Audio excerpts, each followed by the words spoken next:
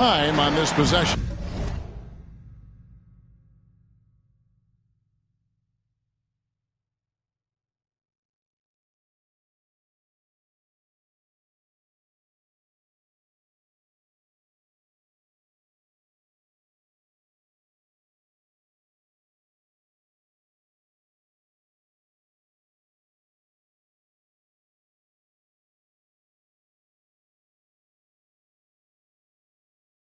It wouldn't be a bad idea. Just give themselves a little bit of a break. A wide open look here for Porzingis. And again, it's the Spurs from deep. Nights like this tonight, I mean, that's why you pay Porzingis max money at times. He simply just carries the offense. Now, here's Westbrook. He's guarded closely. Picked by Cummings. Here's Harper. Cranes the 19-footer. Harper's got 4 this quarter. Love that Harper's not picky. Derek just takes his shot wherever he finds it. Here's Skiles. He's covered by Westbrook. Passes it to Marley. Fires the 3.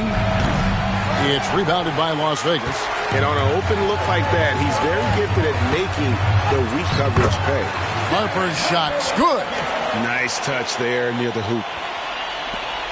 There's a minute left in the fourth quarter. Harper's gone 4 of 7 from the field here. Here's Skiles. He's covered by Westbrook. Pass to Marley. 6 on the shot clock. Now here's Elo. Here's Heaton. And that one is hammered home. And they came in determined to take this one. It's going to be a happy flight home. Yep, to have a stress-free win on the road, very satisfying. The fans are already headed for the exit. Connects from three-point range. Big game thus far for Westbrook offensively. Not a surprise coming from him, but he is clearly amped up in this one. 5-second differential between the shot clock and the game clock. Elo, beautiful dish, and the layup goes down. And credit the whole team. It was a focused, concerted effort to put this one away. Yeah, what a time to put the hammer down. Any hope of a comeback diminished. And here's Marley. Here's Skiles. And so it's San Antonio with the win. And in the win, a comfortable win in what was, I think, a pretty hostile environment. It really was. You know, it's never going to be easy on the road, but they didn't have too many problems with that tonight. And now we'll go to David Aldridge, who's standing by with our player of the game. Take it away, David. Thanks, Kevin. Kyle, congrats on the win. What did you guys want to accomplish and get this win? Everybody played.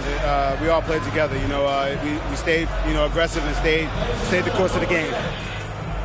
Thanks again, Kyle. Congrats on the win. Back to you, Kevin. Thanks so much, David. That's it, folks. The NBA regular season is in the books. For David Aldridge, Greg Anthony, and Clark Kellogg, this is Kevin Harlan saying thanks for being with us. As we leave you with our New Balance player of the game, Kristaps Porzingis.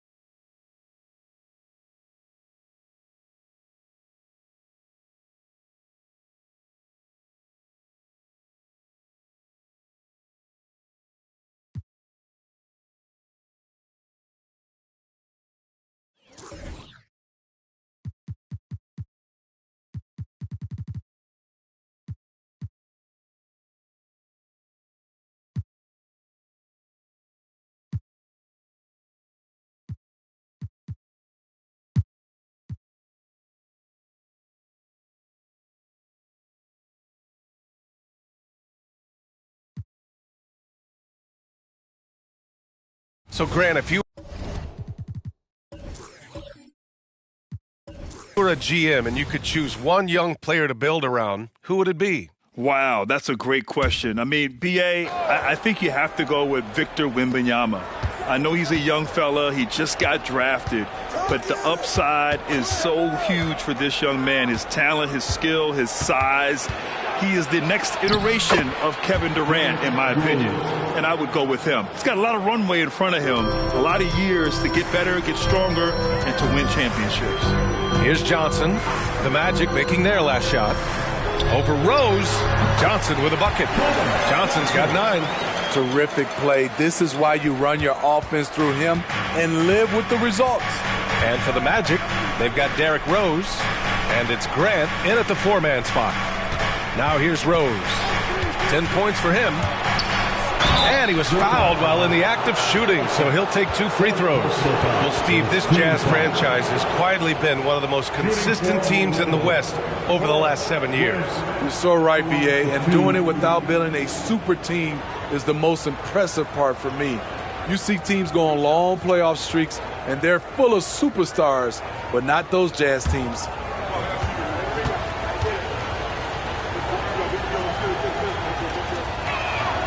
And he knocks down the first one. All right, the Jazz making a change here. Kings checked in.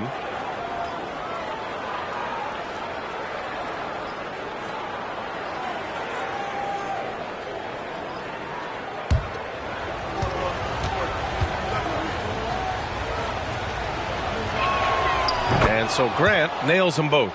Grant, it's fair to say this Magic team is still coming into its own as far as the youth on the roster. Yeah, not a lot of NBA service time up and down the roster, but tons and tons of talent. I mean, they've done very well constructing the roster. Now to develop it, and they'll see the wins pile up. This has been a close game in a lot of ways, but they do have an edge on the boards. Here's Rose. Goes up and lays it in nice and easy. Rose has got 6 here in the quarter. Playing at his tempo, his pace, he's been dialed in all night. Back to Johnson. High arcing shot. Zerbiak grabs a miss. For Orlando, they've gone 3 of 5 from the field in this third quarter. Here's Grant. Oh, Grant throws it down. Oh, what ferocity on the throwdown. I just love when he goes up with purpose. Where was the D right there? The effort lacking big time. In a close game like this, everything has to be challenged, and everything has to be earned. That's a well-timed, well-coordinated play. Comes right off the pick for the lay-in. Pass to Grant. Here's McKee, guarded by Morris. And it's McKee missing. Utah trailing here. Oh, there's the alley. Oh, and Johnson slams it in. The great read between those two guys. The defense didn't stand a chance, B.A. These two teammates right here, Grant, they are connected. A chance here to catch up with Alley from the sideline. Well, R.J. Barrett, the 3rd overall pick in the 2019 draft, still a long way away from his prime. He said, quote, people think you should make this huge leap out of nowhere, and it's like if you just add 1 or 2 things to your game and just get better every year steadily, you are going to get where you want to go, whether it comes right away or it comes later. Brian? Alley, thanks. And Utah calls time here. And the players take this opportunity to get some Gatorade. Getting some fluids in you is so important during these timeouts. Get fresh, keep those batteries charged. Yeah, without proper hydration, a player can completely run out of gas down the stretch of a ball game. And that's something that none of these guys can afford to have happen. If you're going to battle all the way to the finish, you have to be hydrated.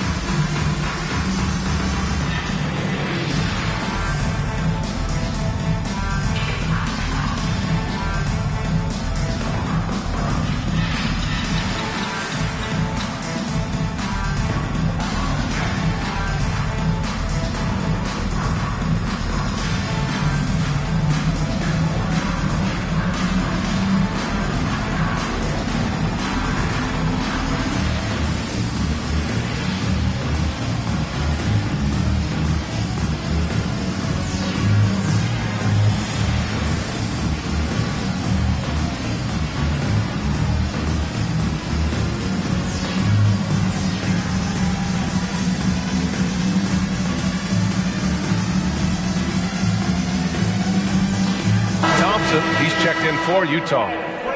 And while we have a moment, a look at the best rookie scorer since the All-Star break. Second, Derrick Rose. He's looked anything but a rookie. The game is coming naturally to him, and he's just picking his spots and capitalizing on offense.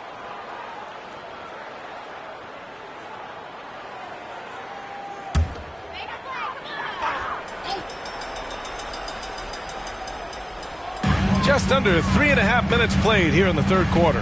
Petrovic passes to Johnson. Here's Coswell. Second chance shot. And it's Orlando with a rebound. Polynice has got 4 rebounds now. Here's Malone. And the shot goes down. And now a 4-point Magic lead. In all second half, they haven't gotten stops with any consistency. Pass to King. And there's the screen. Magic ball. Malone. Second personal foul. First team foul.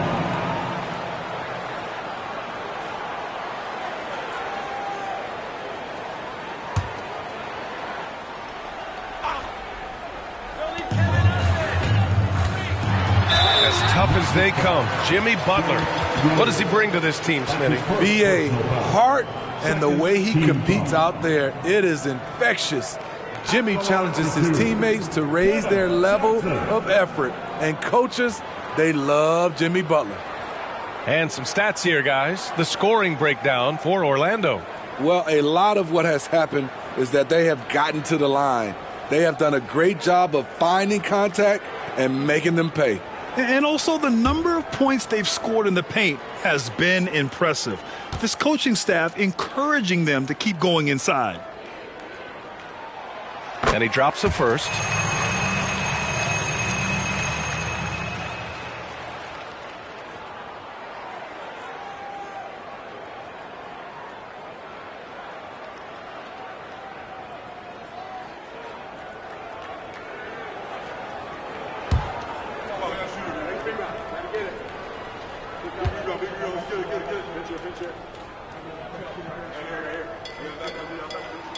And Johnson drops them both. I'll tell you, he doesn't give points away. Excellent job from the line. Grant with a screen on Johnson. Rose, the pass to McKee. Now here's Grant. Out of bounds. It'll be Jazz ball. With only one game left, let's take a look at what the final standings could look like out east. You look at the Magic, currently 8th in their conference. They're hoping to keep that playoff spot. And, of course, the Jazz, right now they're tied with them. Checking out Utah, they're sort of where we expected them to be at this point. Oh, my goodness. Wow. What a play. Oh, save that for the dunk contest. That flush was so extra.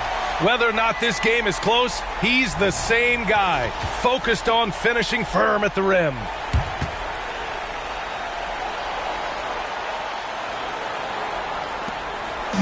And so it's Rose who brings up the ball for the Magic.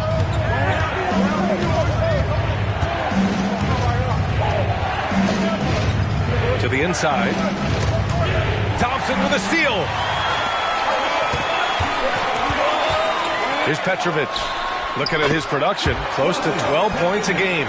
This is what you do when your opponent's trying to take away the three and the painted area. Grant outside. Here's McKee. And there's the lob. So much sharper, so much more efficient with this shot this half. Just taking what the defense allows. For Utah, they've gotten 6 of 11 attempts to fall so far in the third. Thompson outside. A minute 29 left in the third. Gets the three to fall. Petrovic has got 9 points. Woo! He got a clean look, and he makes the defense pay for disrespecting him. Time called here. The Magic decide to talk it over.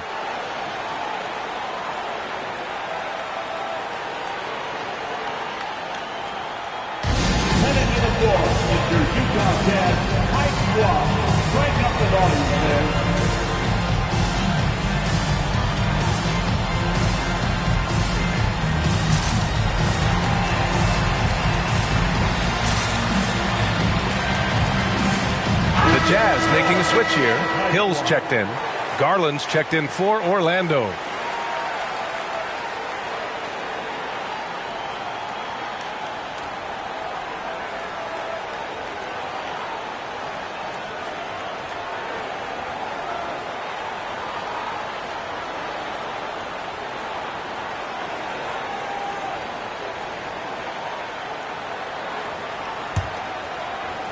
.125 left to play in the third quarter here. Pass to McKee. Driving in. Stolen. And the Jazz pushing it up now.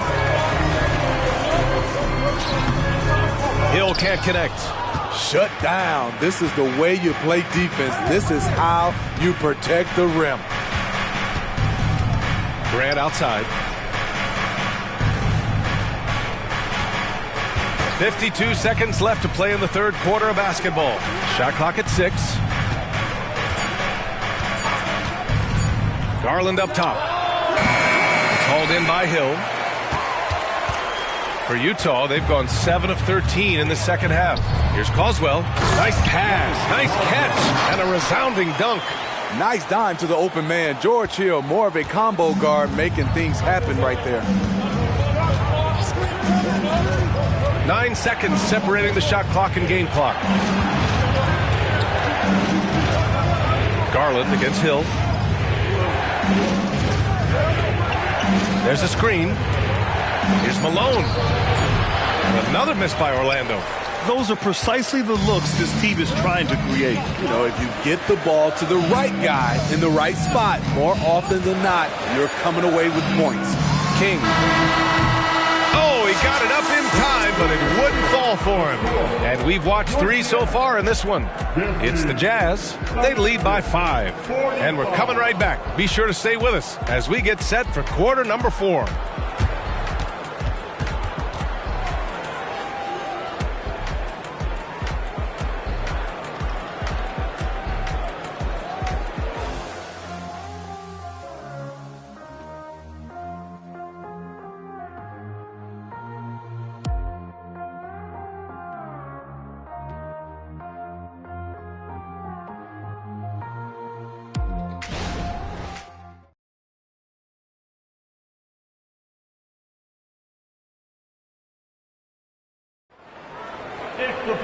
And it's been a very competitive game so far as we get rolling here in quarter number 4.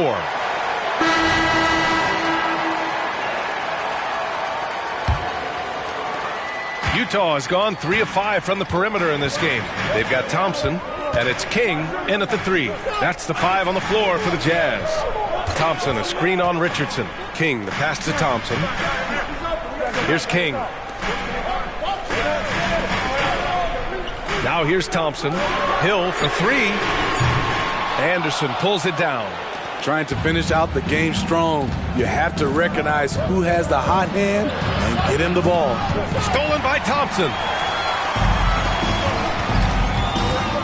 Here's Thomas, guarded by Garland.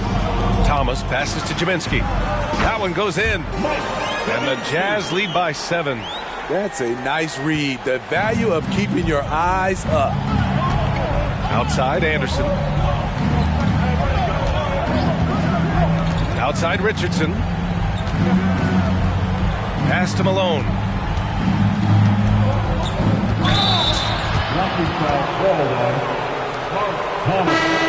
That's his first personal foul. First team foul. In for the basket. Number 13.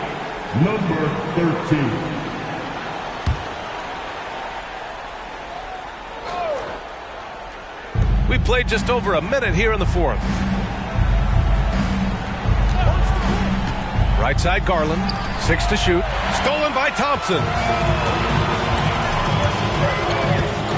Hill against Garland. Oh, a clear foul there on the missed shot.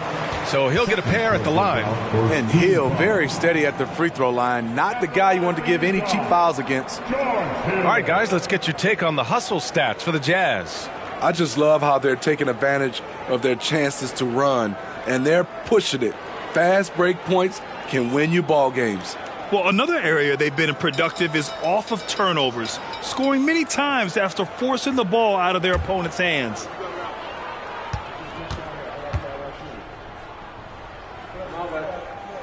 And he makes the first.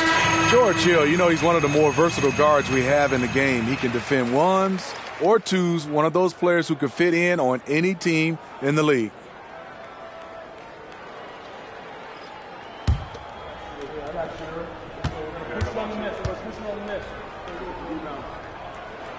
Both good from the line that time. If they keep hitting free throws at this clip, it'll help them seal the deal. Orlando trailing here. Here's Malone. First minute and a half of basketball played here in the fourth. Utah has gone 3 of 6 from deep so far.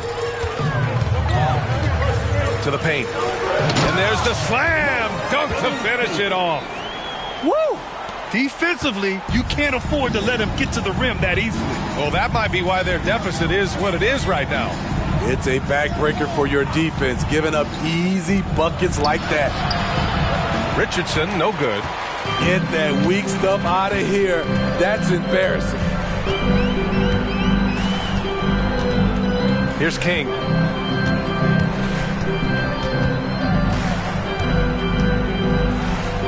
The fadeaway. Orlando grabs the miss. Pass to Richardson. Fires the three. On target from range. Richardson's got his first 3 points of the game. Though Richardson's improved his ball handling, he's still more comfortable in catch and shoot. Here's Petrovic. Thompson finds Hill. Now Thompson. Outside, Hill. Puts up a three. Anderson pulls it down. For Orlando, they've gotten just 1 shot to fall out of 3 attempts in the fourth. Here's Rose. It's on target from the high post. Rose has got 12 points here in the second half. After a brutal first half from the field, their shots are finally starting to fall. Timeout called, the Jazz.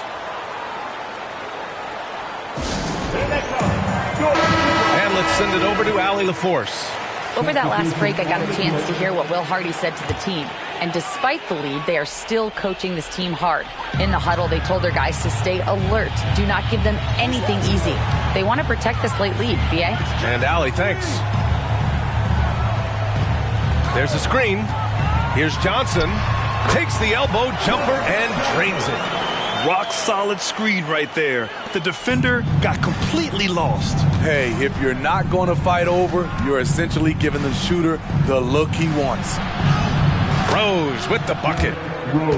They've come into the second half with renewed focus at the offensive end, putting in a big effort. Pass to Caldwell. Back to Johnson. Morris outside.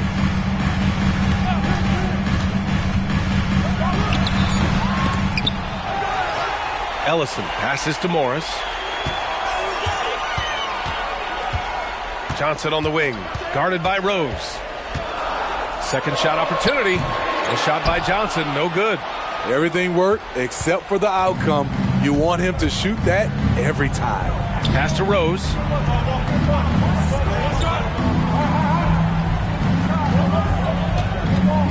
To the middle. Here's Grant. Blocked! And here is Morris. Here's Petrovic. Yep, count it. And the Jazz lead by 8.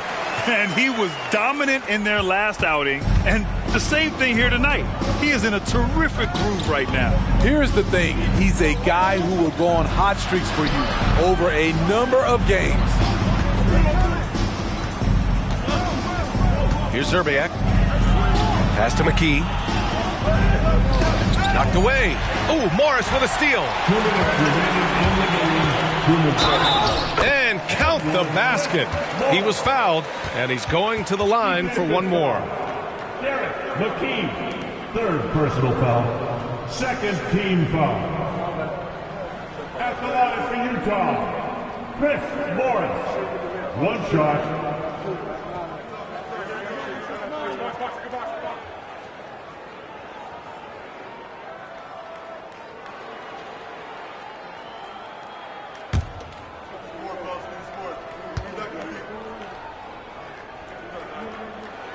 That free throw good for Morris. Orlando calls timeout. They trail by 11. 1:57 left in the fourth.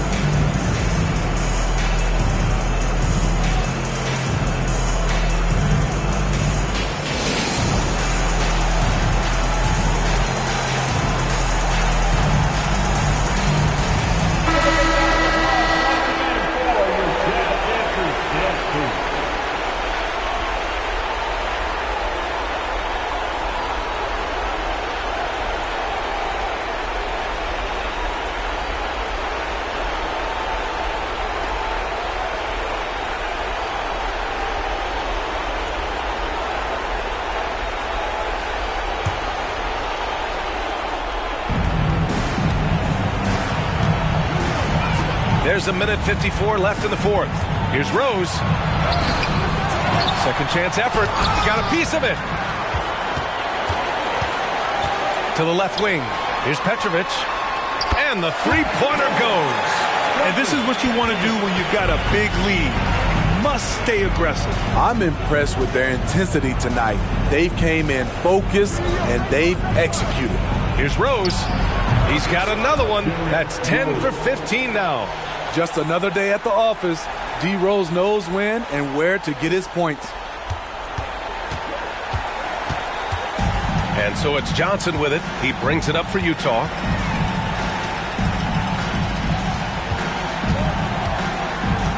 Pass to Caldwell. Here's Ellison. He's covered by Grant. Clock at 6. 17-foot shot on the way. And it's Utah scoring again. And a comfortable win for them here. Game is out of reach. Time for the fans now to celebrate a win for the Jazz. Their unbelievable shooting was probably the biggest difference tonight, but they also got stops. Yeah, great effort on both ends. Now, they worked for good shots, and they were stingy defensively as well. It's just really impressive. And with this performance, they'll have claimed their 8th win of the year. Here's Petrovic. No good with the triple. Now the Magic with it. It's a 14-point game. And that one's good, McKee. Johnson with it.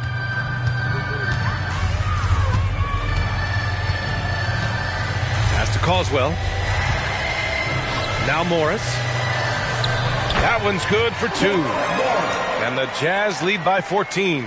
Impressive job by this team. And you really can't discount the impact of this crowd here. They gave the team tremendous energy tonight. The fans were fantastic. It was a true home court advantage. Johnson against Rose. Outside Johnson. So we see the Jazz taking the W here. This one was a fun one to watch. They were clearly in the driver's seat down the stretch. They really were, B.A. They played with great intensity on both ends of the floor, and they didn't allow their mistakes to get the better of them. All right, let's go courtside to Allie LaForce with our player of the game. Allie, it's all yours. Jimmy, you had it going. How big did that hoop look tonight? All right, Allie, thank you. And that about does it for the final game of the NBA regular season. For Allie LaForce, Grant Hill, and Steve Smith, this is Brian Anderson with our 2K Sports crew signing off.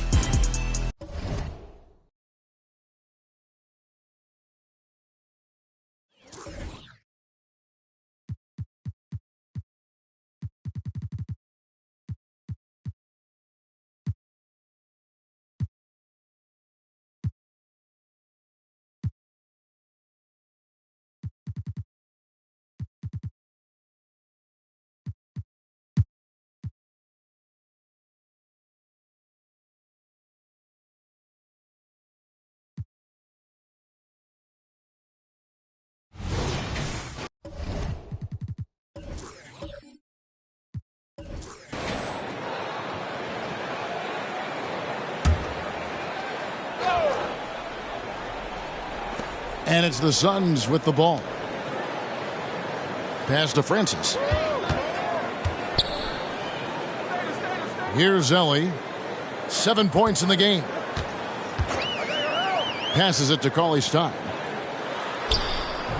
And trying for the go-ahead basket. It doesn't go in. Cavaliers leading. And Darius Garland, no doubt, a point guard on the rise. Yeah, I think this guy's future is really promising, and it's because of his strong work ethic, his desire to keep working on his game and get better. Willie Cauley-Stein is out there with Bender. Then there's Ellie. Then it's Johnson, and it's Francis in at the point guard position. That's who's out there for Phoenix. First trip to the free throw line for him tonight. One shot.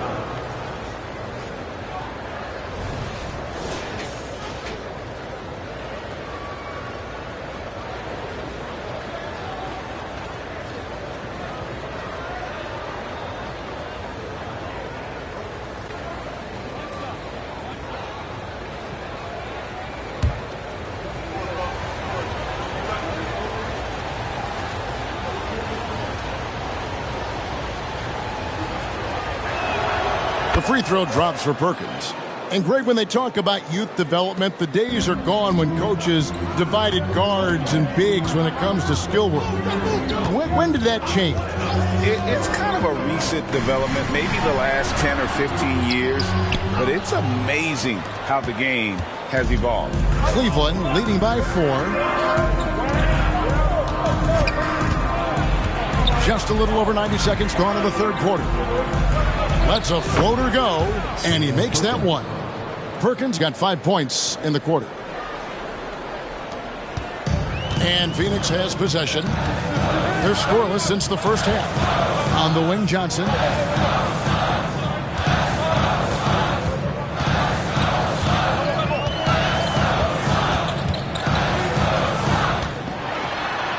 And the layup's good off the glass. Johnson's got 8. I know what they say, defense wins championships, but you need some bucket getters too now. Now here's Stockton. Taking a look at his stats, he's averaging around 9.5 points a game. He feeds it to Perkins. And it's Perkins with the jam. The D just kind of stepping aside and letting him get to the rim. There's a reason, GA, the lead is what it is right now.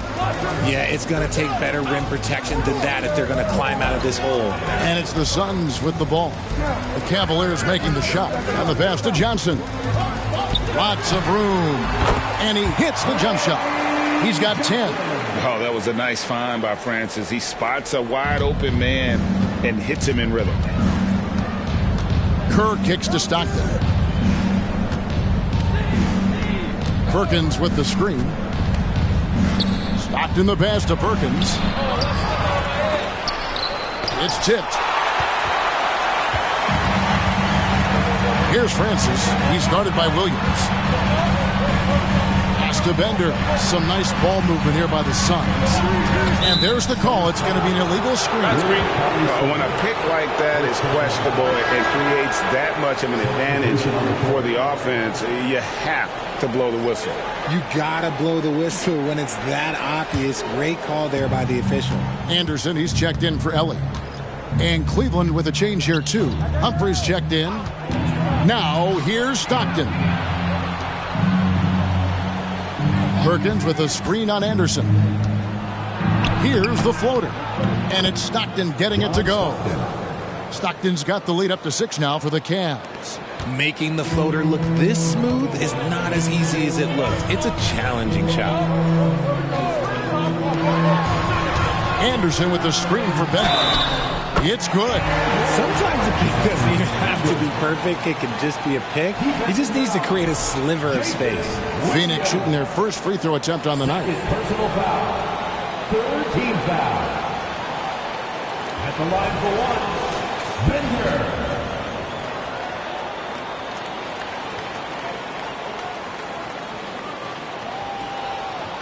Find the lane. Find the lane. One shot.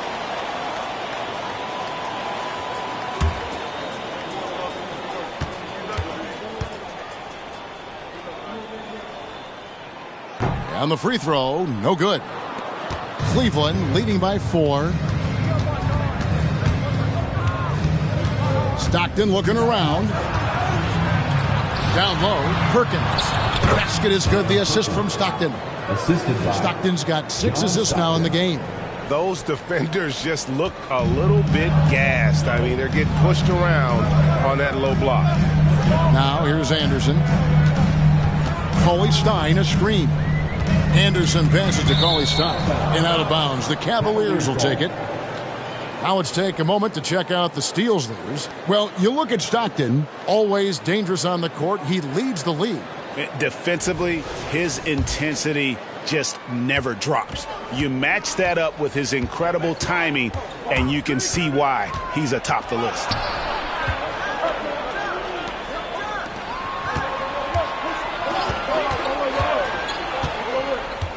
The feed now to Perkins. Shot clock at 6. Cleveland needs to get a shot off here. The shot. That's good from Stockton. The assist by Perkins. And it's an 8-point Cavalier lead. Phoenix calls timeout.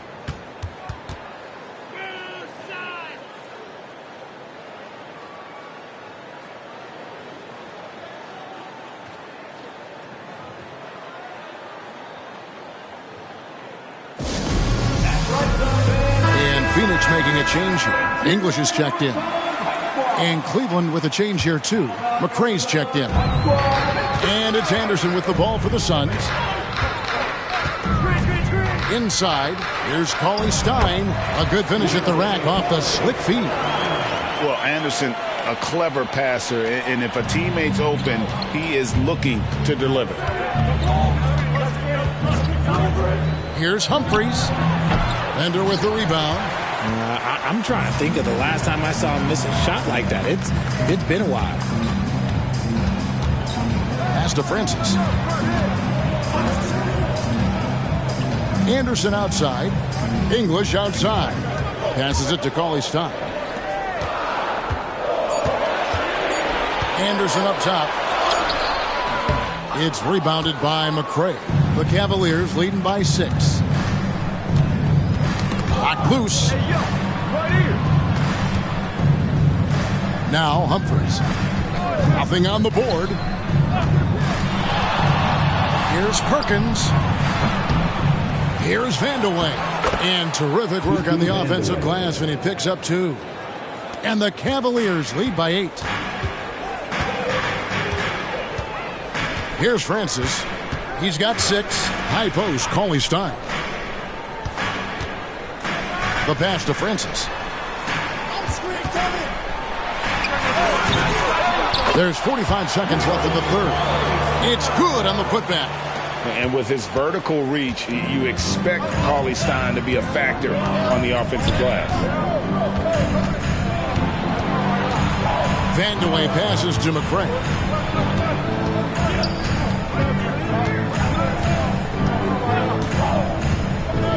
To the middle. There's 21 seconds left in the third quarter. English against Williams. English right side. With 4 seconds on the clock. That one doesn't go.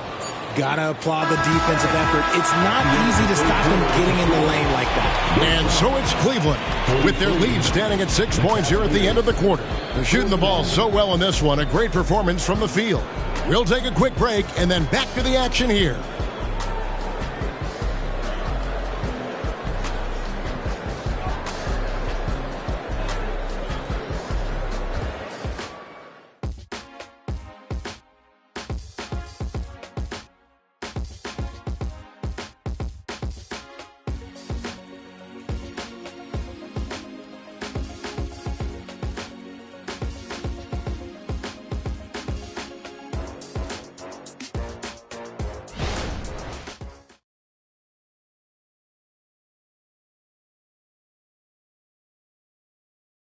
Now let's take a look at our assist of the game presented by State Farm. Just true artistry right there. I mean, great decision on where to go with the ball, and how about the perfect delivery. A lot of times a spectacular pass is more impressive than a spectacular shot. This is one of those times. And I know I speak for all of us when I say I can't wait to see what kind of finish awaits us here in the fourth quarter. On the court for Cleveland, we've got Scola, Antoine Carr out there with Maurice Spates. Then there's McCray, and it's Humphries in at the point. And with that shot, the Cleveland lead is cut down to just 4 points in the bucket from Anderson. Anderson's gone 3 of 5 shooting from the floor. Out to the right wing. Here's McCray. Off target with his 3. Well, Phoenix shooting percentage, 59%. The offense is running smoothly. McGee sets the pick for Parker. McGee's shot is off. Just enough resistance to force the miss. Barely. That's one he'll generally make. And there's the bucket from McCray. It's been like this all night for both teams. The offenses having their way. Yeah, but I think it's going to come down to who can get the stops down the stretch, because that's who's going to come away with this one. Now here's Anderson. Over Humphries. And with that shot, the Cleveland lead is cut to just 5 points on the basket from Anderson. Oh, nice shot from Anderson. Saw the window and took it. And here's Humphries. Carr with the screen on Anderson. Humphries with it. English picks him up. McGee with the block. One-on-one fast break. Here's Anderson. Scored the bucket. He's made 5 so far, shooting a very clean 5 of 7. Here's Humphries.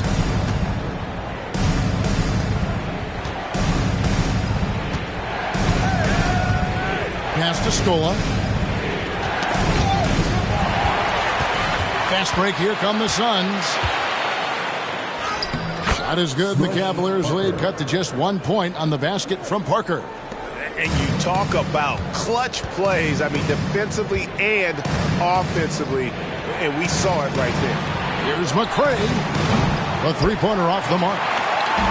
And it's Anderson with the ball for Phoenix. They've played a great fourth quarter defensively, allowing only 3 points. McGee a screen. Parker passes to McGee. Down to 5 on the shot clock. D2 from Anderson. And there's the shot clock violation. Couldn't get the shot off in time.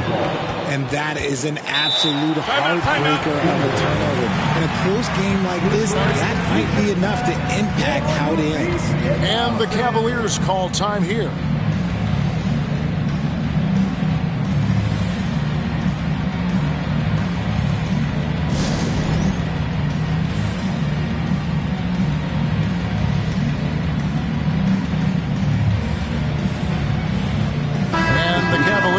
A different look here. And let's head over to the sideline and catch up with David Aldridge.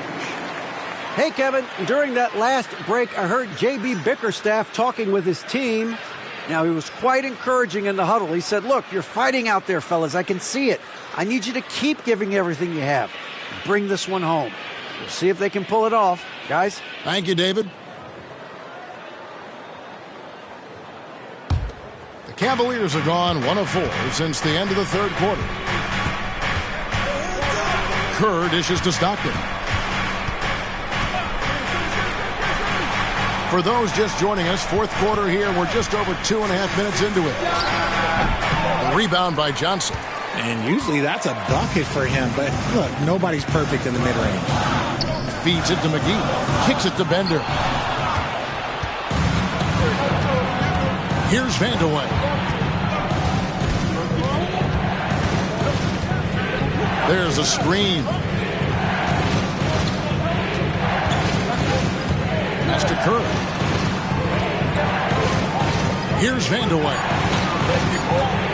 Here's Stockton.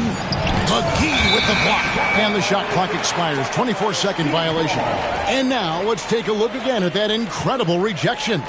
And in a close game, blocks like that are so clutch, and that could be a real difference maker here tonight. Williams, he's checked in for Cleveland. Perkins comes in for Antoine Carr.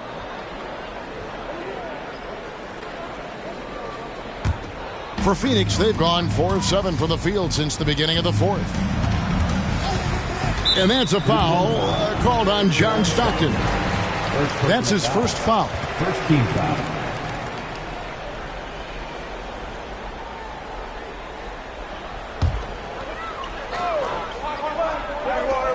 Well, if you're just tuning in, welcome. We've got about 3.5 minutes gone here in the fourth quarter. Pass to Cauley Stein. Now, here's Johnson. He's covered closely, and Johnson with the stop. Oh, an aggressive move and fantastic finish. Trying to send a message with that slam, I think. Stockton with it. Outside, Perkins. That's good, and a nice assist from Stockton. Stockton's got his 7th assist of the game with that last one. Suns have gone 5 of 8 shooting as we've come down the home stretch in this final quarter. Down low. The shot by Cauley Stein, no good. Cavaliers have gone 2 of 7 from the field in what's been a cold start to the fourth quarter for them. Stockton the pass to Williams, and Williams throws it down. And this is Stockton's bread and butter, slicing the defense apart with his passing, a pick-and-roll master. The pass to Cauley Stein. He kicks to Johnson. Back to Cauley Stein, and Cauley Stein throws it down. Oh, you hear that sound? That's the flushing of the toilet right there. Like a fierce two-hander. Now, here's Stockton. Vanderway. No good from outside. To the inside. Stolen by Stockton. In transition, here come the Cavaliers. It's deflected. Johnson outside. And good that time. Johnson's got it all tied up now for Phoenix. And that's right in his wheelhouse. Looking to make an impact when it counts. And his team needs every bit of his production if they want to pull this one out. It is neck and neck here in the final period. Now here's Perkins. Back to Stockton. Just 5 to shoot. Fires from the wing. And the basket good. A bank shot that time. And the Cavaliers lead by 2. And you can see the trust this team has in Stockton, especially when you need a big basket. And he gets it to go. Coming off a big game, his confidence couldn't be higher, and Coach knows it. When it ain't broke, leave it alone until someone stops him. Just let him roll. Now here's Stockton. He feeds it to Perkins. And it's denied. Here's Francis. To the paint. Here's Johnson. Count. Well, you just love seeing a player with absolutely no fear. He knew what they needed here and was determined to deliver. And the Cavaliers call time here. They're trailing by 2. There's 53 seconds left to play here in the fourth.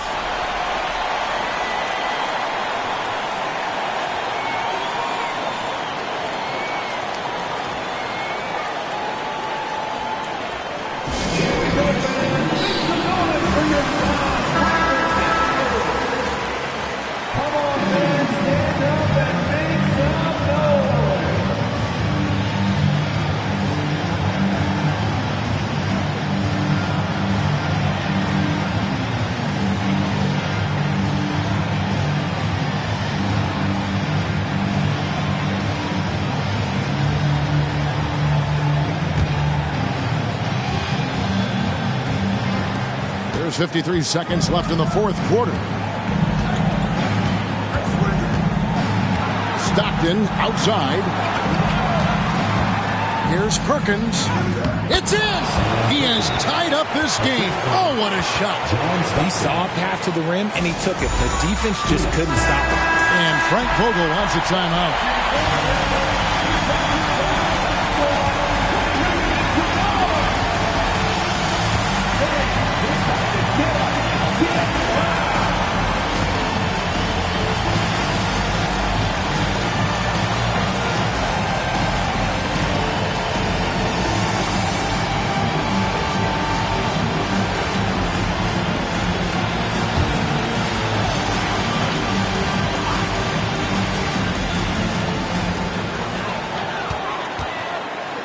Here's Francis. He's defended by Stockton. Drives to the hoop. It's good. Oh, great take by Stevie Franchise. Explosive on the bounce. Guys, this possession could decide their fate. They have to be careful with the ball. Timeout called, Cleveland. They're down by 2. 29 seconds left in the game.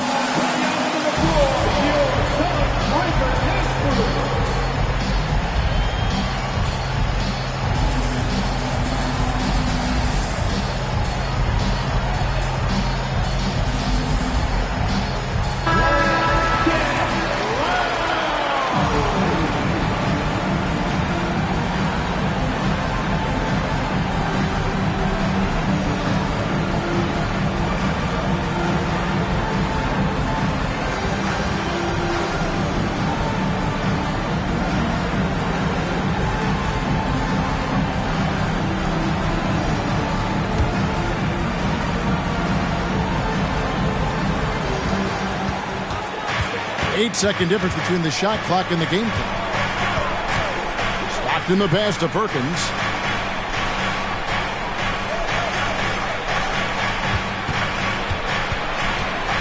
Five to shoot. Blocking foul called on Steve Francis. Second personal foul. First team foul.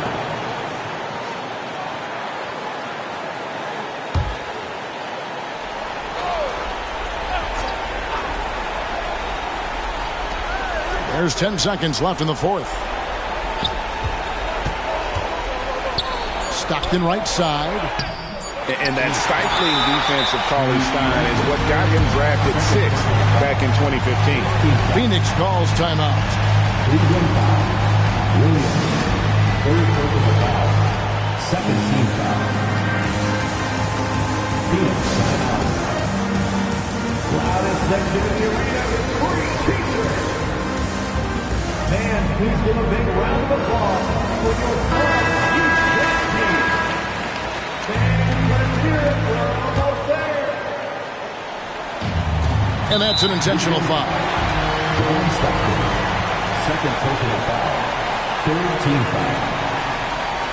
At the line for Phoenix, Steve Francis. Shooting 2.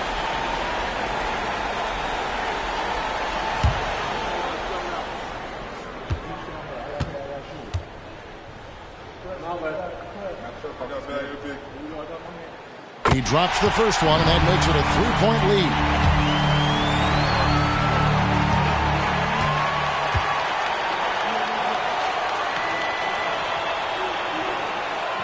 And he hits both free throws here. So now it's a 4-point ball game.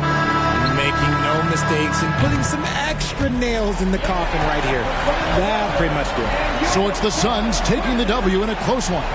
It was a fantastic ball game, and they did a great job making sure it didn't get away from them late.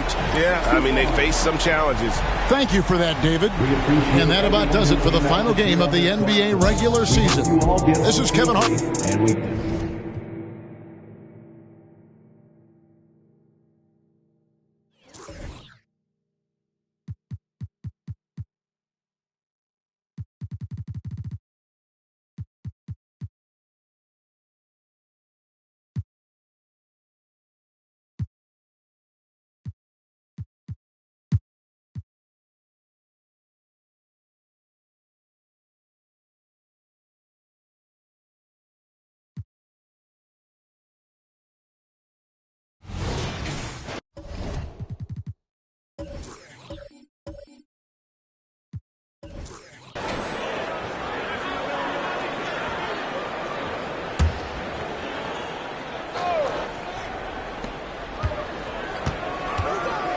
Here's Terry.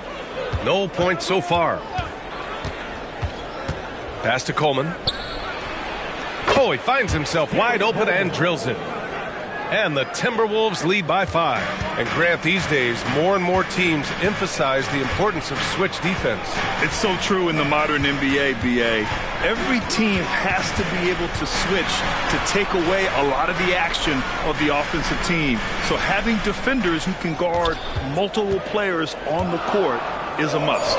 Smith out there with Devin Booker. Then it's Serge Ibaka. Then there's Butler. That's the lineup out there for the Mavericks.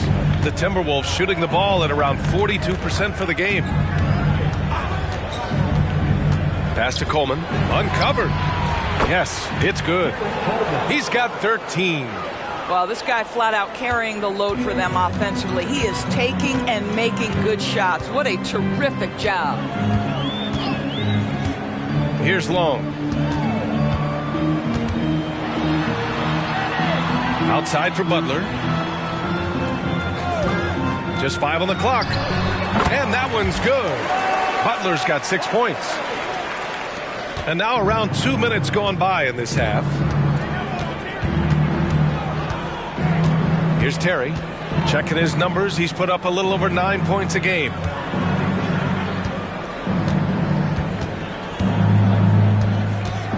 Six to shoot. Here's Coleman. 13 points in the game. And the rebound goes to the Mavericks. Ibaka's got 4 rebounds now. When you discuss the Minnesota Timberwolves, what would you say about their front office, Greg? Well, B.A., they want to be as competitive as possible. Whether it's who they are drafting, trading for, or signing in free agency, this team's goal is to be taken seriously out west.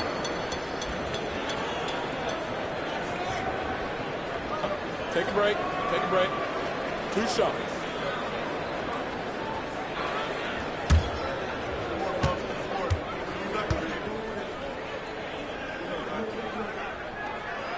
That free throw good from Booker. You love that Devin Booker now has experienced postseason success because there were some who questioned his greatness. Now that conversation is over.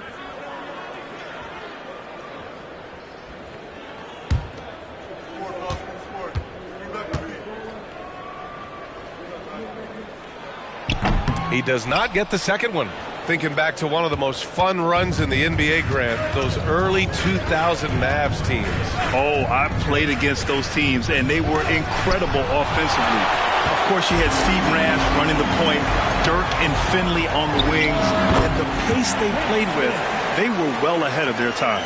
Boy, everyone is getting to their spots and then capitalizing. 3 for 4 in the quarter. Beautiful. Let's check in with our reporter, Allie LaForce. Well, Brian, in his 10th season in the league, Mason Plumlee started shooting left-handed. He said, quote, "It felt good changing, and the more I practice, it just shored up my decision. It's about the result, and I'm happy I made the change. I don't even question it, and that's where I like to be." Brian? Well, it's working for him, whatever he's doing. Allie, good stuff there. Thank you. It's good on the putback. 15 points in the game. All right, defensively now, you've got to find a way to slow this guy down because he's putting it to you. Now Booker, checking his numbers. He's put up a little over 9 points a game. Here's Booker on the attack. And the layup is good off the glass. Booker's got 5 now. You can really see their confidence growing as this game has gone on. They have reason to believe now. What I love is the heart, the fire, the tenacity. This is absolutely fantastic. Here's Terry. Nails it from 3. Terry's gotten himself going here. His first points of the game on the deep ball. Smith outside.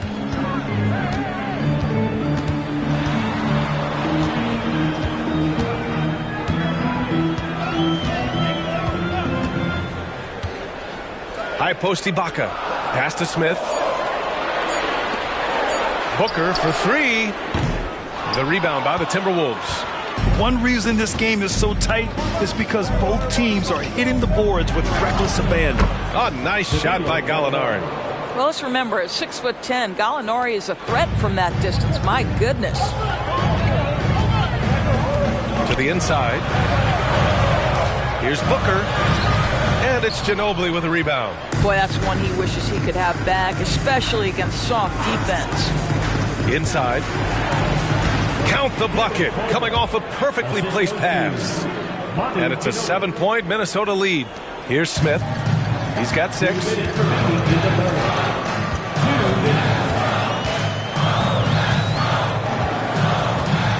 Screen by Ibaka. Looking to end the run. Smith finds Ibaka. Soft touch off the glass. Ibaka's got his first 2 points of the night. And Ibaka does a little bit of everything, including rolling quickly after setting that screen. Time called here. The Timberwolves decide to talk it over. And a guy who entered the league in a supporting role, Doris. Jalen Brunson, now a legitimate star. He is, B.A., and consider that this is a man who was drafted in the second round and just kept working, biding his time, and contributing to winning. And the greater the opportunity, the more he has stretched to meet that opportunity.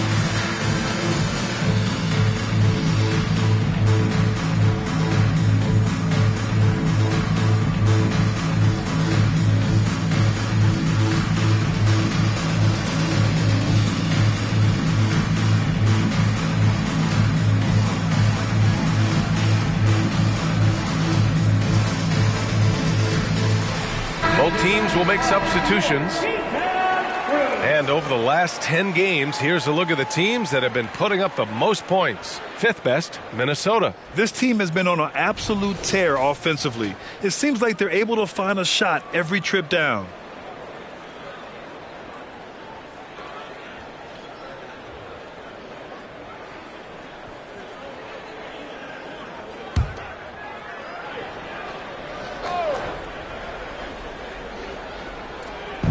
Mavericks on D. It's a 5-point game. Bogues, the pass to Gallinari. There's 1:26 left in the third. Over Butler. A nice shot by Gallinari. It's a guessing game if you're defending Gallinari in the pick and roll. My goodness, is he good with the ball in his hands. Anthony feeling it out a bit. With a 9-footer, rebounded by Duckworth. Duckworth's got 4 rebounds now. Outside Gallinari. There's the 3. It's rebounded by Dallas. Ibaka's got his 5th rebound in this one. Anthony outside. Pass to Lever. Here's Long, taking a look at his production, averaging just over 8 points a game. 2 on the clock. He buries it from 3. Butler's got 7 now in this quarter. Well, if you offer no resistance defensively, he's going to knock down the 3. It's really that simple, guys. 8-second difference between the shot clock and game clock. Here's Duckworth. The Mavericks pull it in. And here's Anthony.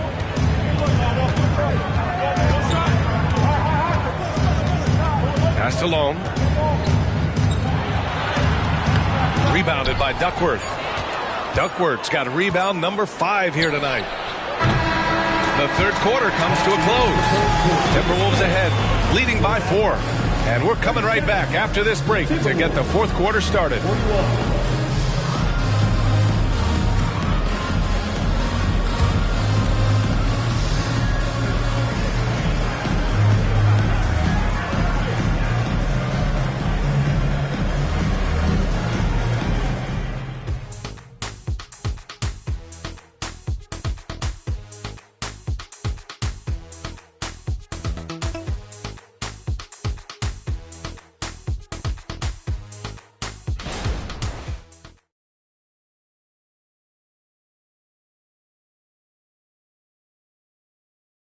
And it's time to bring up the State Farm assist to the game.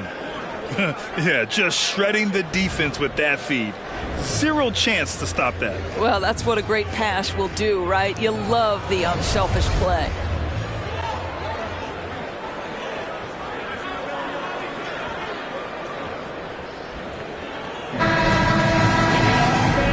intense quarters behind us. One more to go. Thanks for being with us as we get ready for the fourth. On the court for the Timberwolves. And it's Perry in at the pivot spot, manning the middle. Here's Kite. And the foul is called. He missed it, so he's got a couple of free throws coming his way. Well, Doris, the Timberwolves have made consecutive playoff appearances. That's a win for this team. Well, when you consider that hadn't been done in this organization going all the way back to 2004, it does show they are moving in the right direction. The next step, obviously, they have to win a series.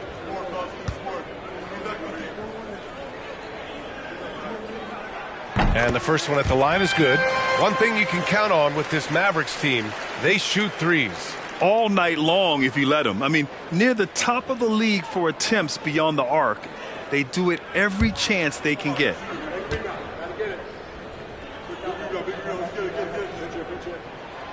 And so he makes both from the line. Minnesota in the lead. Here's Bogues. Down low. Here's Perry. It's winning time, and that's a winning play. And so Anthony will bring it up for the Dallas Mavericks.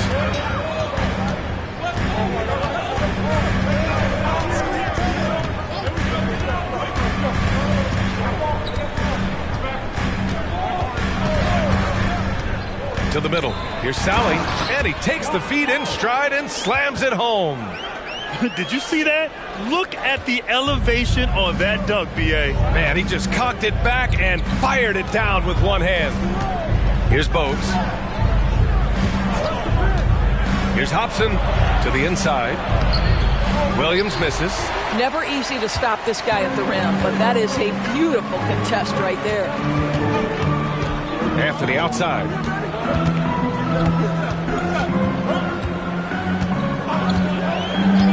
Pass to Lever. Shot clock at 6. To tie it up. To take the lead. Bogues grabs the board. And that's exactly how tightly you have to guard him every time he steps to the arc. He's just that good. Here's Perry. Here's Hobson. Outside. Williams. Inside. Here's Perry. Oh, and he got fouled on his way up. He'll head to the line to shoot 2. And a moment here to take a look at the scoring breakdown for the Timberwolves. They've been all about high percentage looks in this game, working the ball inside and doing whatever it takes to get it to go. Boy, the long ball has been another point of emphasis for this group tonight. Their shooters are finding open spaces and firing without hesitation. And he makes the first. Well, Doris, despite some big moves, the Mavericks fell short of most people's expectations in 2023. Very tough end to their finish, especially in light of the talent they have. It just goes to show you, even the best pieces need time to gel together. Now the Dallas Mavs have some decisions. So he picks up just 1 from the line that time. The Mavericks trailing. Here's Lever. And it's Ginobili with a rebound.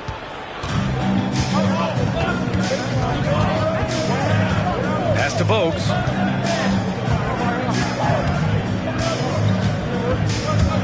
Here's Terry.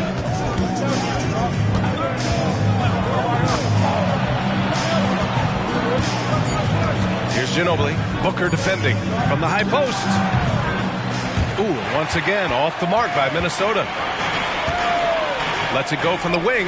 Oh, right between the eyes. All net that time. And this is just typical of him.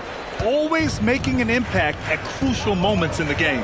This is a player who understands when the game is hanging in the balance. He knows it's winning time. Here's Bogues. Pass to Coleman. Over Butler. He's now 8 for 11 after that made shot. And he's coming off a huge performance, and his confidence couldn't be any higher. And his coach knows that, too. Well, the best players, to me, deliver night after night after night. So as long as he's hot, keep riding it.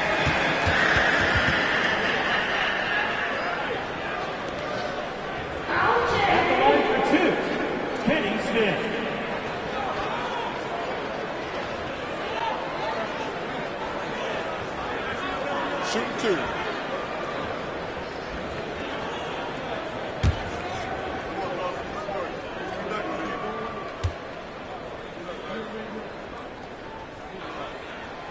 First free throw is good. And the Timberwolves making a change here.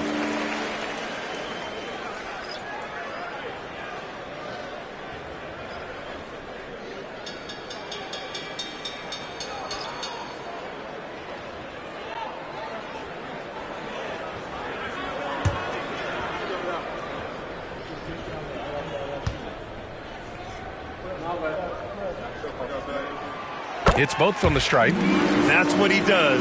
Rock solid at the line. The Timberwolves have gotten half of their attempts to fall in the fourth. 2 for 4 now. Here's Ginobili. Booker defending. Here's Coleman. The Mavericks pull it in. Here's Long. Smith outside.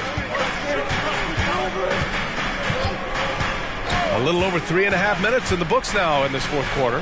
For 3, Booker. Oh, Booker with the triple. Devin Booker will flat put it to you on the three-point line. Don't give him any open shots. Here's Terry. Pass to Duckworth.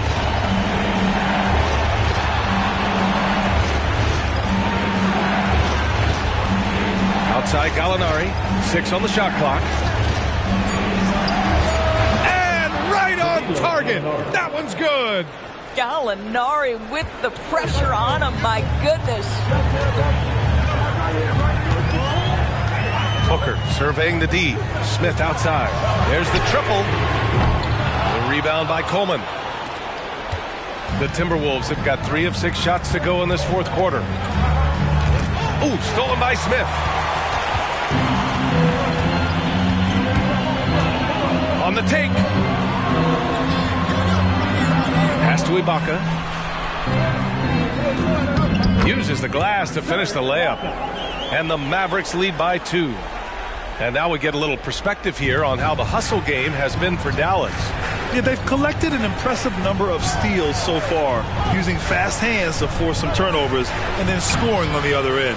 And also, guys, the tenacity they've shown on the defensive end has been something else. Look at how many blocks they've tallied thus far. He really gets in perfect position for the follow. Just a terrific read. Smith passes to Ibaka. It's not going to go for him. And the shooter had very little space on that attempt. Right. He stays connected and great timing on the contest. Here's Terry, covered by Smith. Shot clock at 6. Here's Terry, up and over Smith. The shot by Terry, no good. Well, terrific defense. They obviously respect his ability and just want to make it tough. Smith, no good. The Timberwolves have gotten 4 of 9 shots to go in during this fourth quarter. A minute 4 left in the fourth quarter here. Pass to Coleman. Can't get the go-ahead bucket. Dallas has gone 1 for 3 in the fourth quarter from range. Long passes to Ibaka. Money! And the stakes were high right there. What a bucket. I'll tell you, that changes things, doesn't it? Good job, young fella. What a game. And Minnesota calls time here. They're down by 2. 50 seconds left in the fourth quarter.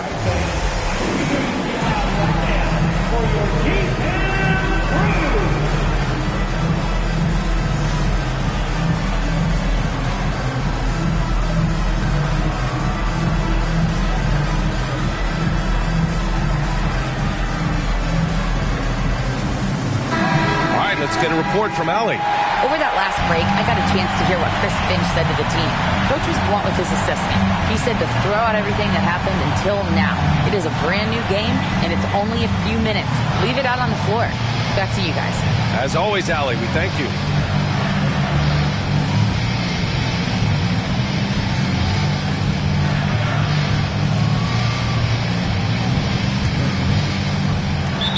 .50 seconds left to play in the fourth. And Minnesota calls time here. They're losing by 2. There's 49 seconds left in the final quarter.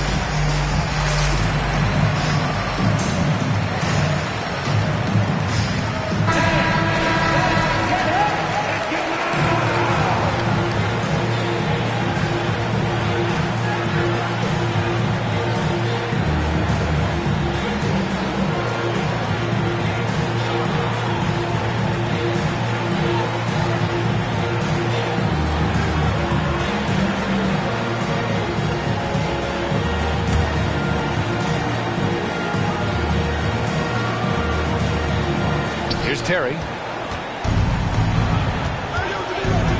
Pass to Coleman. Shoots from 12. And he buries it. And tie game!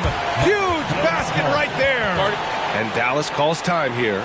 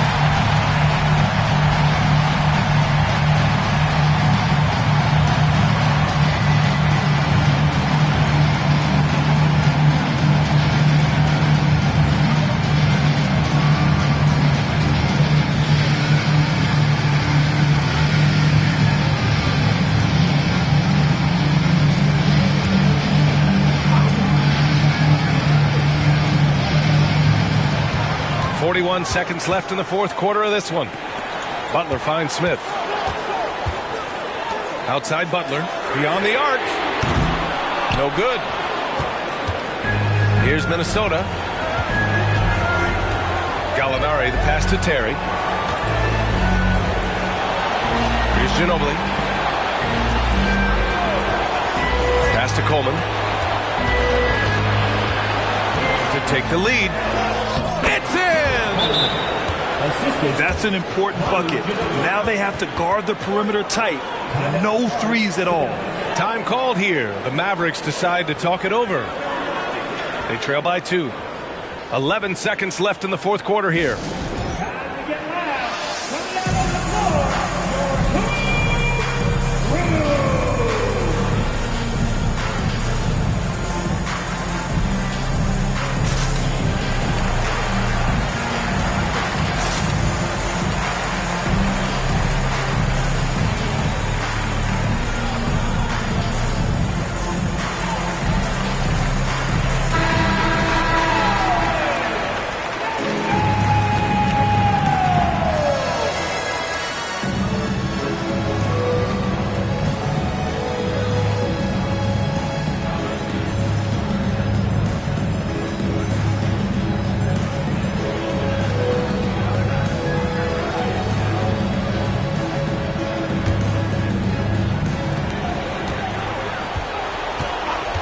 Smith outside.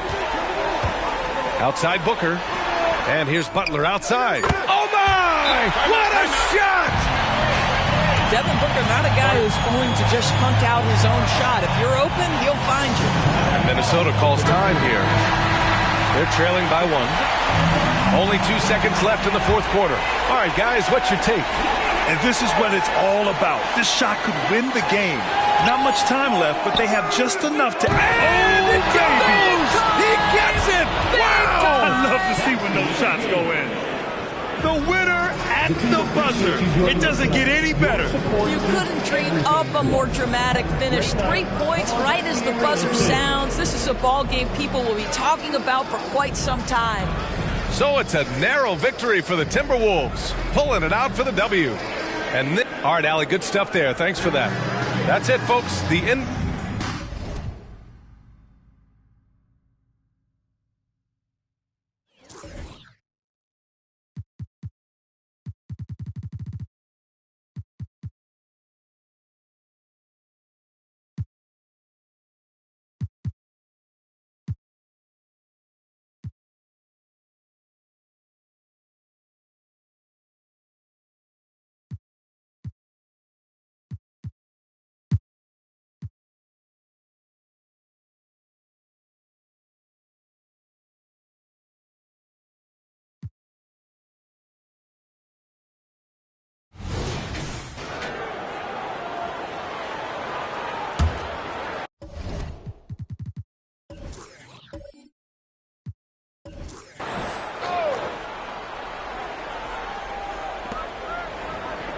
Doherty the pass to Jeffries. Grant outside. You know, Brent, I've got to ask, now that the age of college basketball dynasties is more or less over, do you miss it? Yeah, I don't know so much if I've ever thought about it, Kevin, as dynasties, just so much as powerhouse teams that every year you see we're competing at the highest level in the NCAA tournament. So, not really. I love the open competition, and I love that players have a choice now to where it is that they can control where they're going to make the biggest contributions collegiately. Taking a look at the Rockets, we've got West. Worthy out there with Kaminsky. Then it's Williams. And it's Ewing in at the 5 down low. A moment now to hear from our sideline reporter, Hall of Famer David Aldridge. David. Thank you, Kevin. Giannis Antetokounmpo remains so consistent. He said, I want to get to the position that my game is boring. People don't talk about it because I do it every single night, but I don't get bored. The greats, the best players, never get bored. They always give their best every given night, and that's my mindset. Kevin? Oh, D.A., I love it. Thank you so much for the report. On our AT&T 5G Slam Cam, you just saw an explosive highlight. Passes to Bailey. Doherty high post, and Ewing with the block. And with the success they've had rebounding the basketball, they're right where you'd expect them to be, firmly in the driver's seat. Yeah, they've only missed 1 out of their first 5 shots here in the second half, guys. Their offense really moving well, ball snapping, and the shooting looks to be in great rhythm. Here's Owens, following the score by James Worthy. Here's Doherty. Miami no good on that time either. Well, if he's going to keep shooting, they've got to run some plays for him. Screens, pick and rolls, anything they can do to get him started. And he's got a lot to do with the position that they're in. A very smart offensive performance tonight from him. And the Rockets hiring of Coach Udoka brought a lot of optimism, it seemed, to the fan base. Yeah, Houston has had a rough go in recent years, and Udoka took the Celtics to the NBA Finals in his lone season as head coach. They're not expecting that kind of success right away, but they're hopeful he can turn things in the right direction. And you really can't fault the defense. That's how you're supposed to guard against the three-point shot. Good D, just better O. Now here's West. And looking at his production, he averages a little more than 7 points a game. Williams passes to Ewing. Brad Doherty pulls it in. Man, I thought he was making that in so close. That's some aggressive defense. Grant kicks to Owens.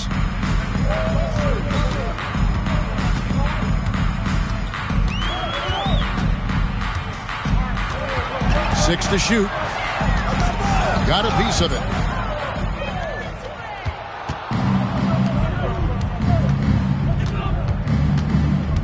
Just over 3.5 minutes through the third quarter of play now. Fouled in the act of shooting. Gets the bucket anyway, so a 3-point play chance for him. Excellent play. And just adding fuel to the fire and really trying to put this one out of reach. This is what great players try to do. They're not allowing the opposition to gain any kind of hope to try and get back in the game.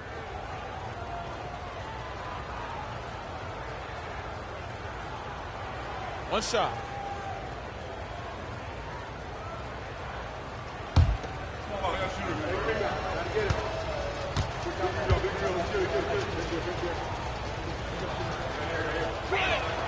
And that one falls for Williams.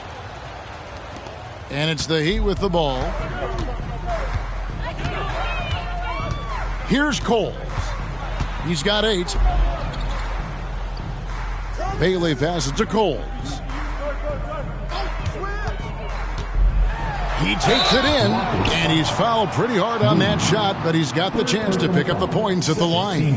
Hey, Brent, in general, as we widen the lens here, what do you think current NBA teams could do better? Well, it's going to be interesting, Kevin, to see how, with the defensive 3-second rule sort of disappearing, how many more coaches are able to implement combinations of zone defenses. They're going to take away what it is that a team likes to do in the half court of their execution. Along with that, certainly clock management and timeouts, maybe more usage of their actual roster, going a little bit deeper during the regular season to explore those kind of tactics. And don't forget about all those experiments. They could happen in the G League as well. Houston making a switch here. Maxwell's checked in.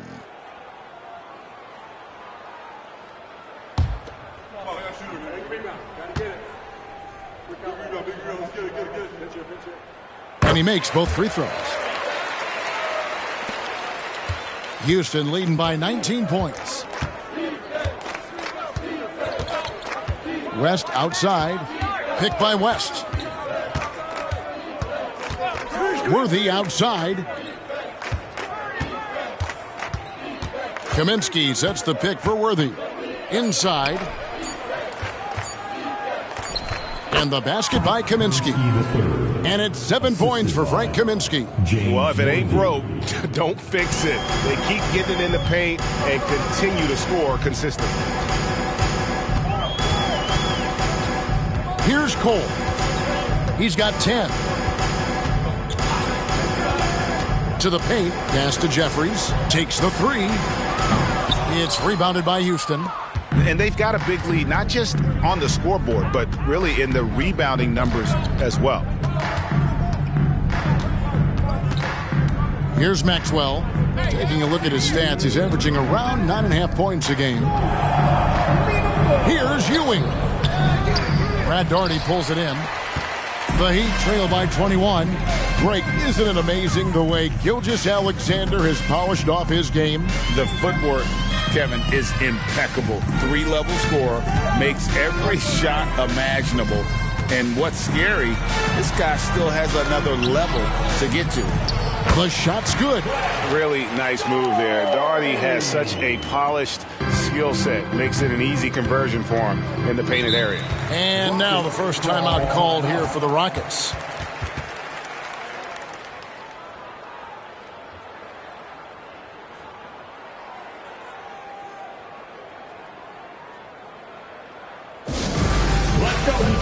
Miles Turner, he's checked in for the Heat. And a switch here also for Houston. Bullard, he's checked in for Ewing.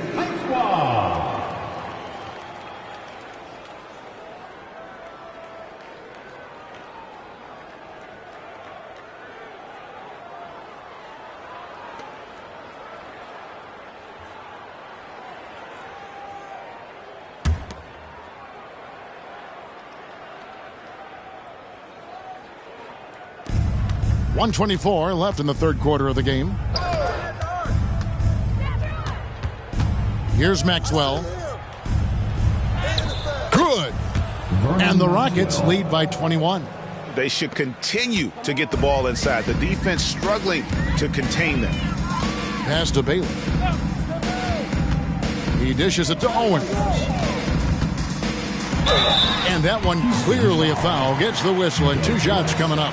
You know, Greg, one thing you got to admire about Miles Turner is how sensational a shot blocker he is. Every year among the leaders in the NBA. And, Kevin, such a dependable defensive anchor. Someone that just reads shooters well, knows when to go after the block.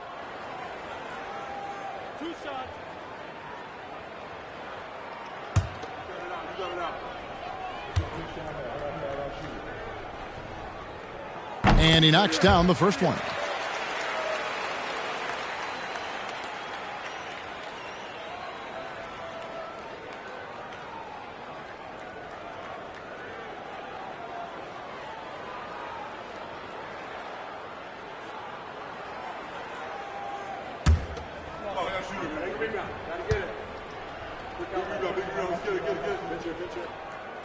He hits one and misses one, each at the line.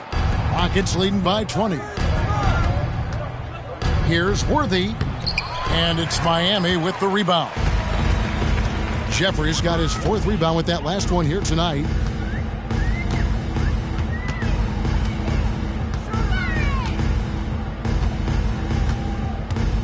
There's the pass to Bailey. To the left side wing. Rocket 6. Turner with a screen on Maxwell. Coles, the 18-footer, is right on the mark.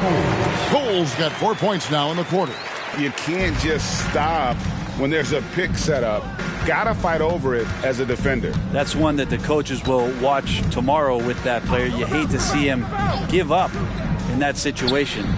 And the basket by Kaminsky. Assist goes to Vernon. The Heat trail by 20. And really the smart thing would be to hold for the last shot. Every second right now is valuable to you. That should be their strategy. Turner passes to Cole. Here's Bailey. And he got that one up in time, but doesn't go in. And so it's Houston controlling the game and finishing the quarter with a 20-point lead. The scoring has been tremendous, and they are shooting lights out with very high accuracy. We'll return shortly.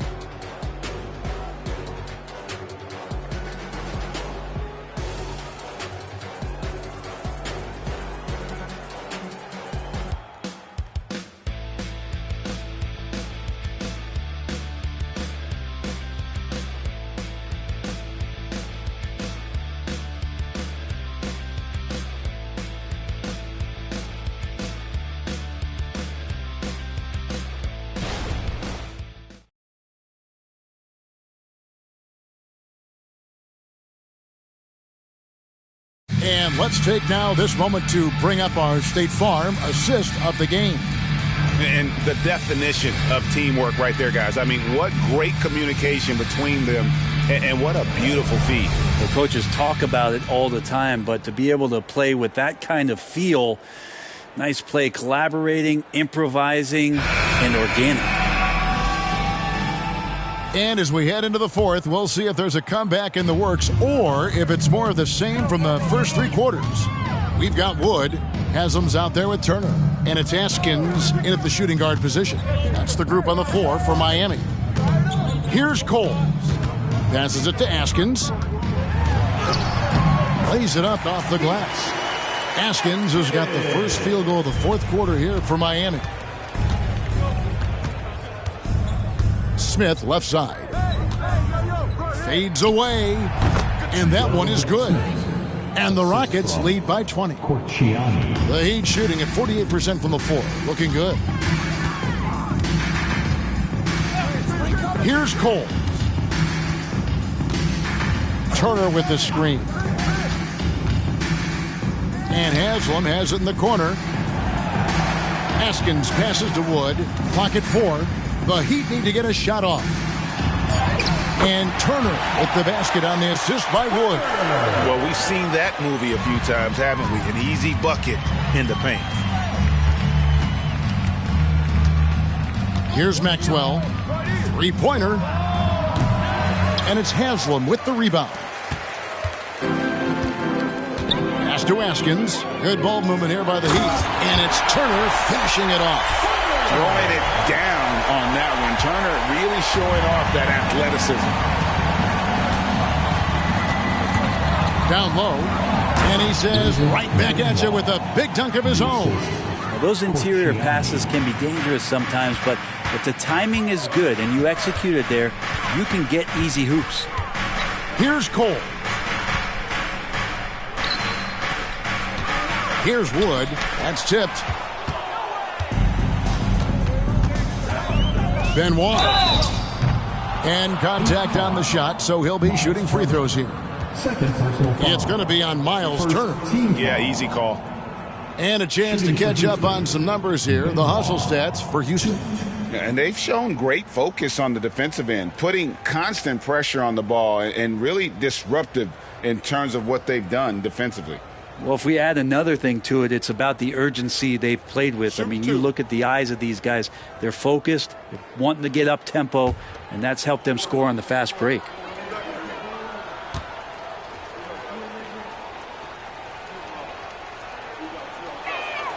And the first one drops.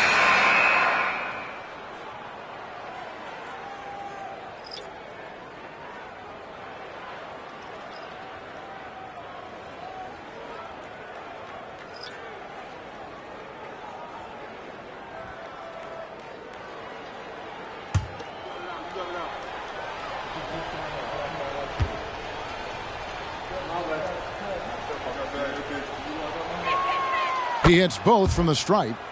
And with this new CBA, Greg, for the first time, team and league licensing revenue, about $160 million a year, is to be shared with the players.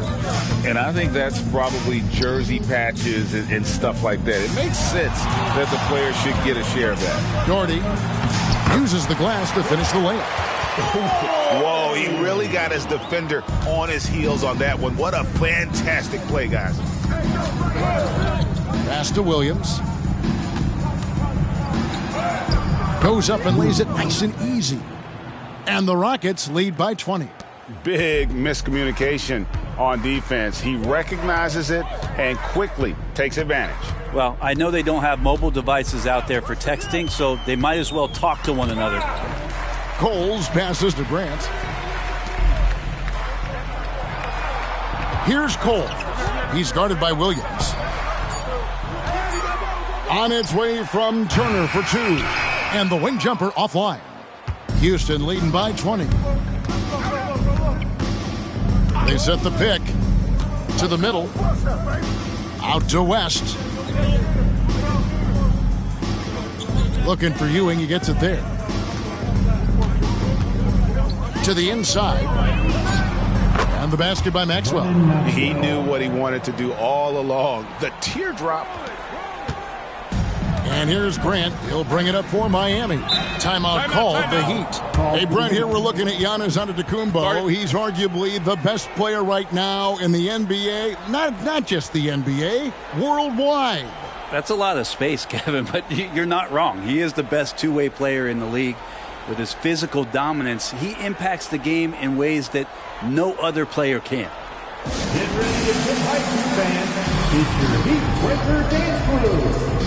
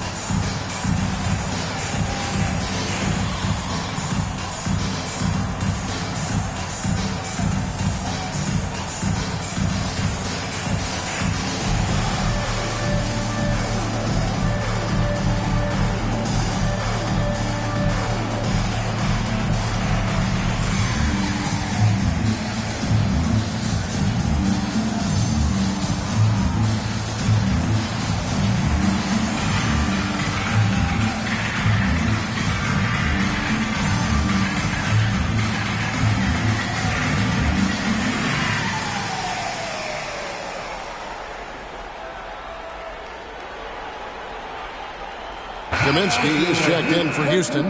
Worthy comes in for Maxwell. Another big hand.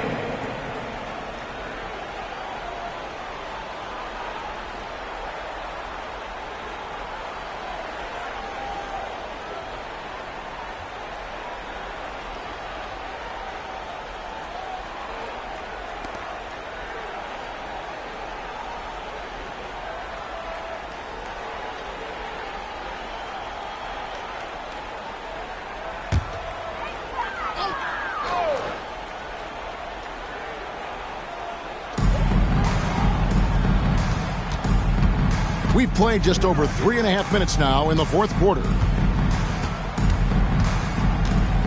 And he lobs it up. Jordy, no luck. And what should have been a simple pass and finish ends up in a missed opportunity on that alley-oop attempt. Yeah, you'd like to keep things a little more simple, and that was a play that didn't quite develop the way they wanted it. Now, here's Grant. Kicks to Owens. Good ball movement here by the Heat. Doherty, the screen. Just 5 on the clock. Offensive rebound. Nice work on the boards. Paying off with the basket. Doherty's got 4 points this quarter. Well, not a single point in the first quarter, but he's found his game, and you can tell he's got a bit of his swagger back. West with the ball. To the paint. Here's Ewing. And then Ewing with the jam. And he wanted everybody in the building to feel that ferocity. And we did. Yeah. And we felt it. Even over here, we felt it. Now, here's Owens. Grant, right side, drops it in from 11 feet. Houston leading by 20. And here is Williams. Now, here's Ewing. And the shot goes in. Yeah, he's going to knock that down if you give it to him. Uncompetitive there defensively. Well, defense also looking defeated. The lack of hustle is driving the coaching staff a little bit batty right now. Here's Grant. Patrick Ewing picking up that last basket. Yep, that one goes in there. Now, that play never gets old. The pick and roll will still be an offensive staple 100 years from now. Trust me. There's 1:38 left in the fourth quarter of this one. Here's Worthy. He kicks it to Ewing. Brad Daugherty pulls it in. Daugherty's got his 5th rebound right now in the game. And so it's going to end up in the record books as a blowout, a dominating performance for the Rockets. As one-sided as it gets today, you know, there were some dominant moments in about every facet of this game for that team. Yeah, I mean, Kevin, it's hard to think of what didn't go right for them. Game planning by the coaches, execution by the players, everything was just on target. And this will be a big win for them. Lucky win number 13 now in the bag. And as usual, some excellent work tonight in what was a quality big impact game for Patrick Ewing. Just really loved his activity level here tonight. Constantly mixed it up, and he threw himself into a lot of plays. Owens, and no good, trying to use the glass. And it's Williams with the ball for the Rockets. They have a 22-point lead. It's the most they've led by. Worthy the pass to Ewing. Got a hand on it. The shot and game clock separated by 4. 2 free throws coming up, and they call the shooting foul. I mean, even from over here, you can see that one pretty clearly. Team foul. Now at the line, Thurl Bailey. 2.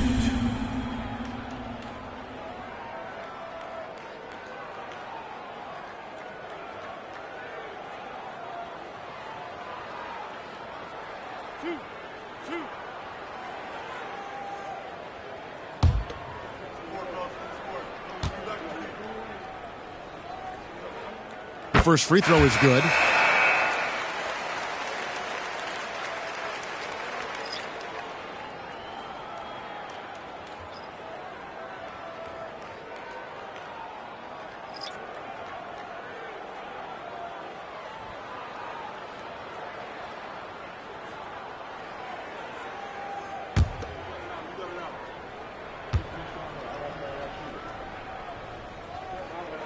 Good on both.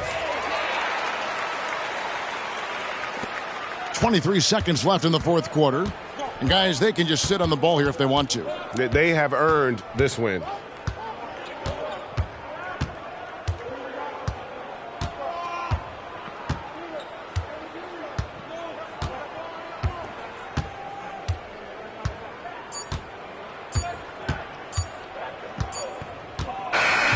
So we see Houston taking the W here. To come into an opponent's building and dominate the way they did tonight says, I think, Greg, an awful lot about this team. I guess they don't need home cooking to feel at home. I mean, Kevin, just a masterful performance all the way around.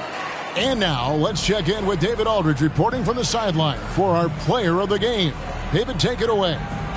Thanks very much. Giannis, a dominant performance. What is the level that this team is playing at? It's amazing, man. I think the whole group, the whole team played hard. The whole team was ready. Everybody stepped up. And, you know, this is what makes an average team from a great team or a good team. I know you guys are looking for great and not good. Congrats on the win. Back to you guys. Thank you, David. That's it, folks. The NBA regular season is in the books. For Brent Barry, Greg Anthony, and David Aldridge, this is Kevin Harlan saying thanks for watching. And now, we present the New Balance Player of the Game, Patrick Ewing.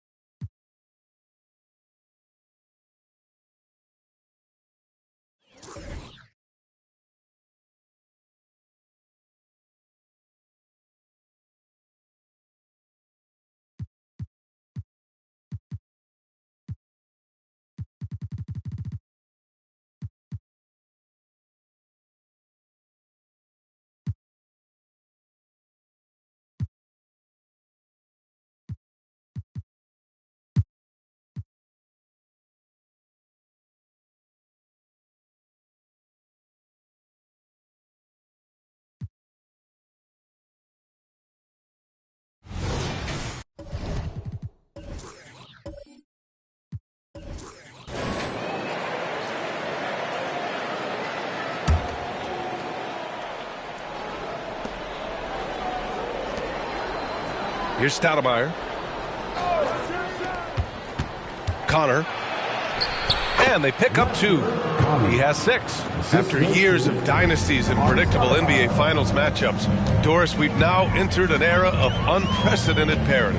We have, BA, and it's an interesting situation for the league because what they've done to redistribute the talent is try to implement rules that prohibit those trios of stars from dominating the action as we have seen in the past. It's led to more interest. It's led to higher television ratings. I think it's appropriate. So on the floor for New York, we've got Edwards, and it's Stoudemire in at the 4 for New York. They've got 2 of 3 from the floor in this third quarter. Edwards, a pass to Wilkins. Doesn't go that time. Well, we didn't see the same kind of control we're used to seeing from him. This guy is usually a tremendous finisher. Here's Batum. Knocks it down from distance. Batum's got 5. You can't allow Nicholas Batum a free look from 3. This guy is a knockdown shooter. Malone, pass to Edwards. Here's Malone, covered by Towns. And Malone gets it to go. And he's just crushing them with plays like that. I mean, just continuing to pile it on. You want to make sure your opponent knows they have absolutely 0 chance of a comeback, and nice finish by him. Here's Chalmers. No points yet. Here's Augment. Towns on a screen. 4 on the clock. And it's powered home by Towns. Well, this is what makes Towns so dangerous. Pick and roll, pick and pop. He can take you either way off that screen. And Grant, when you scan the OKC roster, you see length at every position. Yeah, it's definitely their philosophy, BA. We're seeing a number of franchises going that route. What I would say about the Thunder, though, many of their guys still have some strength to add. Here's Posey, guarded by Edwards. And he trims the lead to single digits. Batum's got 6 points in the quarter. Boy, that's 3 for 4 this half. You like that they're starting with a little bit of extra energy. Nice. Here's Stoudemire. 5 points in the game. To the paint. Here's Malone. And he jams it home with authority. Well, what he lacks in size for a typical center, he makes up for with all that athleticism. Boy, can he elevate. A little under 3.5 minutes off the clock now in the third quarter. Pass to Augment. Batum outside. 5 on the clock. Over Edwards. And it's Oklahoma City scoring again. Well, crossing up the defense right there. Nick Batum gets to the mid-range and says, you want to concede it, I'm taking it. Now here's Edwards. Tightly guarded. Oh, plenty of contact on that shot. Officials call the foul, and he'll take 2 free throws now. First team foul. At the line for the Knicks, Edwards. 2 shots. Shoot 2.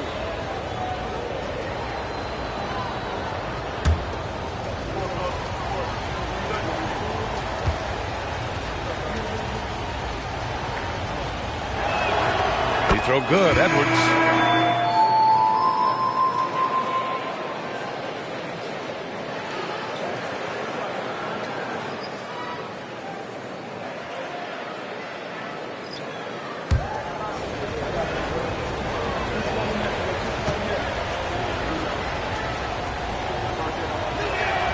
And both free throws good for Edwards. And Grant, the play-in was added after you retired. You wish it was around when you played? You know, BA, no. But I do think we could have used it a couple of times in my years in Orlando. But, you know, in all fairness, the play-in is a success as it creates a Game 7 atmosphere. And the NBA really knocked it out the park with this one. The Knicks with the lead. Here's Webb. And right now, he's currently putting up 6.5 points per game. Fades back. They get it back. Here's Malone. Then he battles for the ball, gets the second chance bucket. Malone's got 6 here in the quarter. And they're up considerably because of their efforts on the glass. Here's Augment. Yet to see a basket. Pass to Batum. Towns looking for an opening. Basket's good. They finally found their shooting touch after a rough first half. For New York, they've gotten 5 of 8 shots to go in the third. Here's Webb.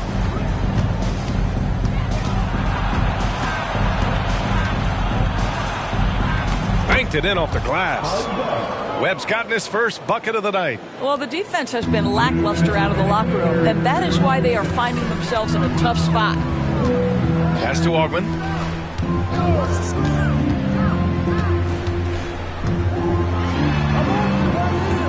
And the layup is good. Overall, their shot selection has been much better here in the second half. We'll see if the rest of their game follows suit. There's 1:34 left in the third. Webb passes to Stoudemire.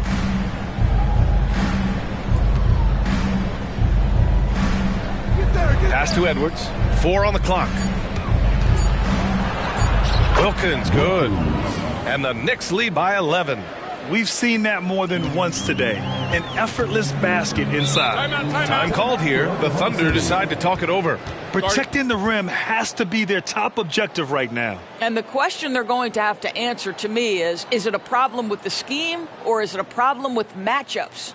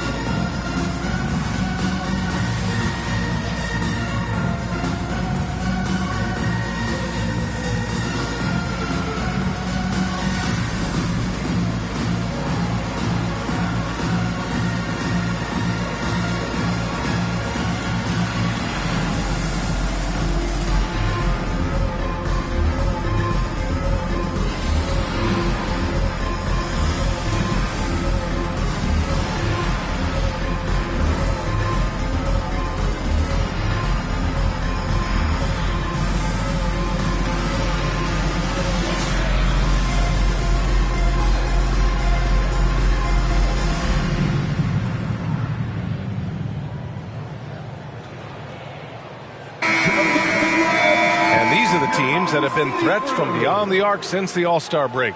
New York, #1. As the season has gone on, the ball has gone in more and more. You like the trend. They're in a terrific rhythm offensively.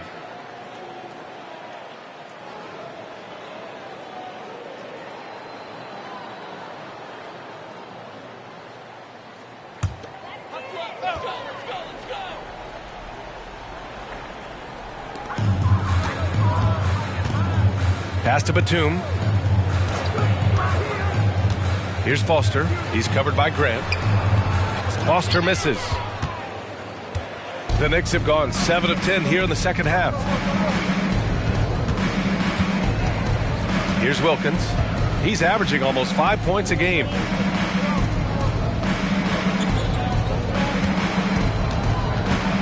Just 5 to shoot. Here's Stoudemire. Off the mark with the outside fadeaway. And despite a struggle scoring the ball, they've done enough to build this lead. Batum outside. Pass to Posey. And we've got 28 seconds left in the third quarter of the game. Augment, the pass to Foster. And he got the whistle on the way up. So he'll be headed to the line for a pair. And even from where we're sitting, you could clearly tell it was a foul. At the line for your Thunder, Greg Foster. 2 shots.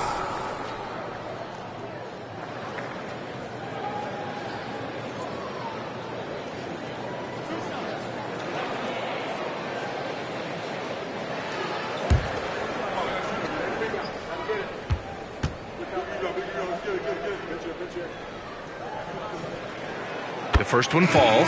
Both teams deciding to change it up.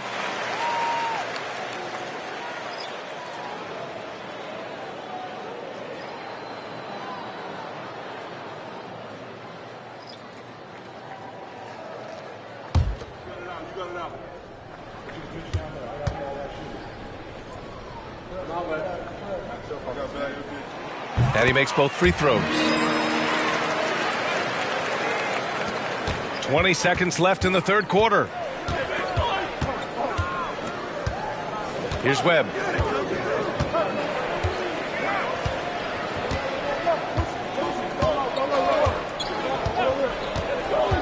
To the wing on the left. Here's Stoudemire. Off the mark with the outside fadeaway. And we've reached the end of the third. Knicks out in front, up 9. After a quick break, we're coming right back with the start of the fourth quarter.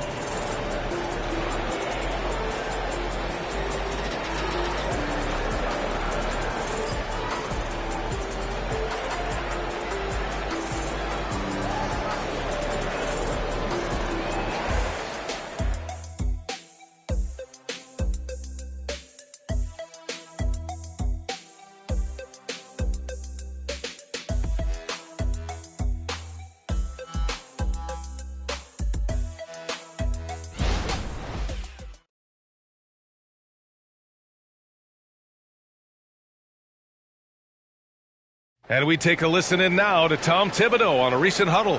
Right back, man. Let's go score, stop, score here. Everyone talk defensively. Get stops and then let's go. Let's go. Make the game easy for each other. Make plays. Get your spacing. And defense is so important to Coach Thibodeau. Yeah, he wants his team to get stops and leak out fast. That's just fundamental basketball. And this is it. Glad to have you along for this fourth quarter. Here's Chapman. And he's going for the oop here. And for New York, we've got Norman Powell. And it's Bonner in at the power forward position. Oklahoma City trailing. Pass to Boozer. And he was camped in the lane there. He gets a 3-second call. I think that's going to stick with them for a while. Huge mistake at a critical juncture in the game. And I think the intention doesn't always equal the result. Wrong play, wrong time. Here's Webb. Grant, the pass to Bonner. Here's Brewer. Here's Grant. The shot's good. Grant's got his first points of the night. And just totally relentless, only increasing the intensity level. One thing I enjoy is watching players who don't pay attention to the score. You lock in on the moment and play the right way. Here's Boozer. The Knicks with the rebound. The biggest lead of the game, 15 points. To the middle. Here's Webb. Pass to Bonner.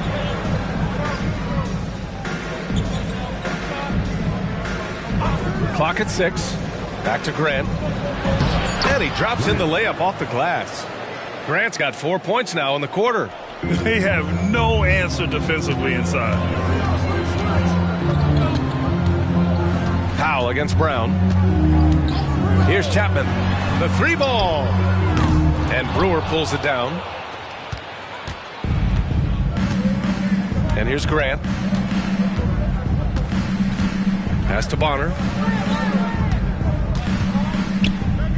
Here's Webb. Here's Brewer. Buries it down low. Brewer's got his first points of the game. And they're really rolling right now. That lead keeps getting bigger and bigger. And one of the things that's helped that is they're getting it done on both ends. Terrific focus on offense, and they're locked in defensively.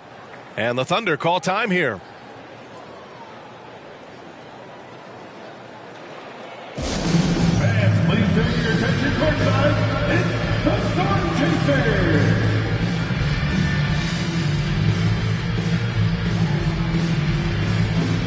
So both teams changing it up here.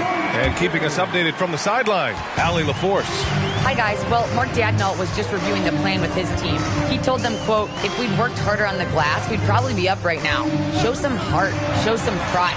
It was a very direct message. Back to you guys. Okay, thank you, Allie. Here in the second half, they're really focused on stretching the floor. And guys, boy, when you're hitting, it sure does work. It obviously opens up major options at the offensive end. Listen, we know the mid-range game is in this guy's arsenal, but you wonder, should he have moved it just one pass more? Pass to Chalmers. Fires the three. Oh, the Thunder, another three. He made the most of that opening, teaching the defense a lesson. Here's Webb. Now here's Grant. Here's Malone. Covered by Towns. Baseline drive. And Malone gets it to go. And the Knicks lead by 11. In the first half, they shot a little over 30% from the field. But since the break, they've really managed to improve in that area. Inside, here's Towns. The rebound by Malone. Malone's got 8 rebounds in the game. Wilkins, the pass to Grant. Batum with the defensive effort. Boy, if you're going up against this guy in this close a range, you've got to defend with everything you've got. A tremendous job defensively. The big-time throwdown. Check him out. Keeps the grip on that rim after the finish. A little extra emphasis. Now a timeout called by New York.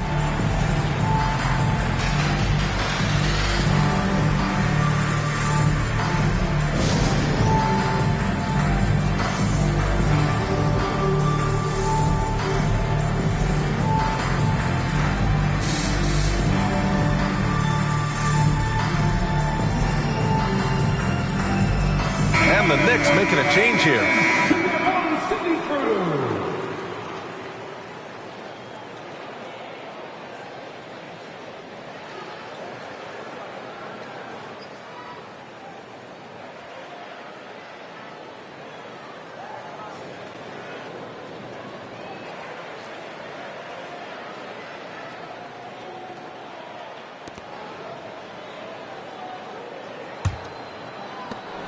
The Knicks have gone 4 of 7 from the field in the fourth quarter. Pass to Stoudemire.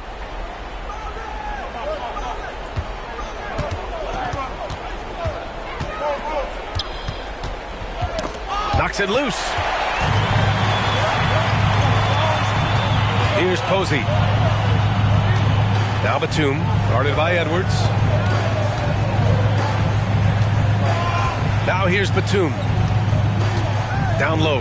Here's Towns. And it's Towns with the power finish. This is anyone's game now, and they have the momentum. Probably the most important thing is they regroup. They worked out some of their frustrations, and now they're starting to have some fun. Pass to Wilkins. Left side, Edwards. Pulls it from 20. Here's Stoudemire. Oh, a clear foul there on the missed shot. So he'll get a pair at the line. Hey, you can't block it. Sending him to the line can be the next best thing. At the line for the Knicks, Amari Stoudemire taking 2 shots. Shooting 2.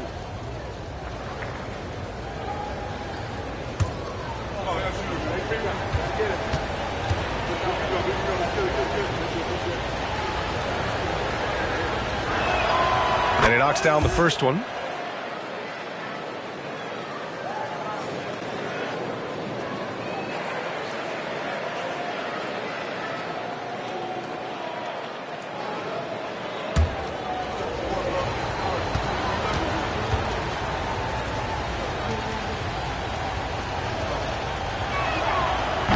So after making the first, he goes 1 for 2. Big rebound on a night where they haven't exactly controlled the glass. Here's Chalmers. Pass to Posey. Towns for 3. The Knicks pull it in. Stoudemire's got rebound number 8 now. Here's Wilkins. And it's Augman with a rebound. They push it up 4 on 3. 2 minutes remaining in the game. 2 minutes. Here's Chalmers to the inside. Towns, right side. Pass to Posey. 6 to shoot. Here's Chalmers. Here's Batum. Hits the trifecta. Batum's got 11 in the second half. Yeah, you can see the trust they have in Nick Batum. So dependable in big moments.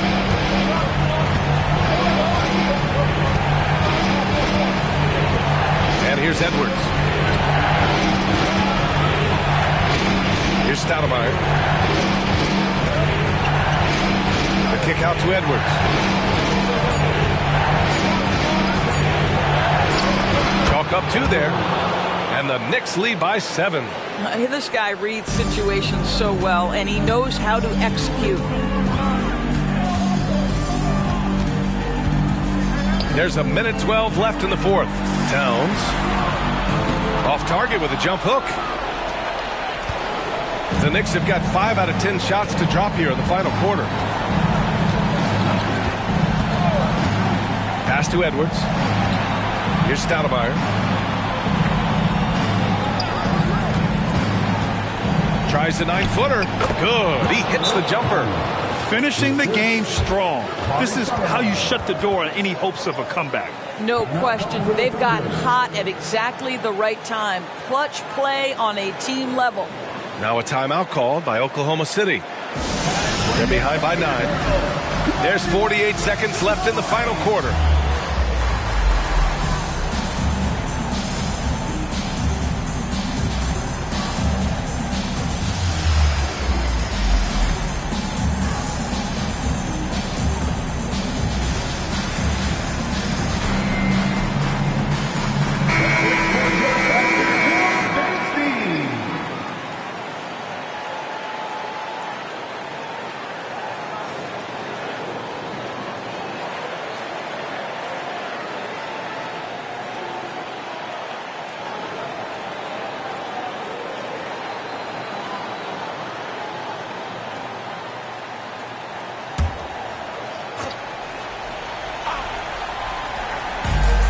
There's 48 seconds left in the fourth. Here's Augment. And again, Oklahoma City, no good. I think this is a spot he has got to become more consistent from if you want to command the defender's respect. To the paint. Here's Malone. Goes up again, and he takes it up and lays it in. And they came in here with some attitude, and they brought out their best play. And I couldn't agree more. What makes it that much more impressive, they're doing it on the road. 1 second separating the shot clock and the game clock. Chalmers, the pass to Posey. Here's Augment. Shot from the low post is good. So it's the Knicks now. The biggest lead of the game, 15 points. And so this one belongs to the Knicks. It ends up being a fairly easy road win. Those are so hard to come by. It's never easy to take a game in someone else's building. And that about does it for the final game of the NBA regular season. For Doris Burke, Allie LaForce, and Grant Hill, and all of our crew, this is Brian Anderson thanking you for watching this 2K Sports presentation of the NBA. Now New Balance presents the Player of the Game.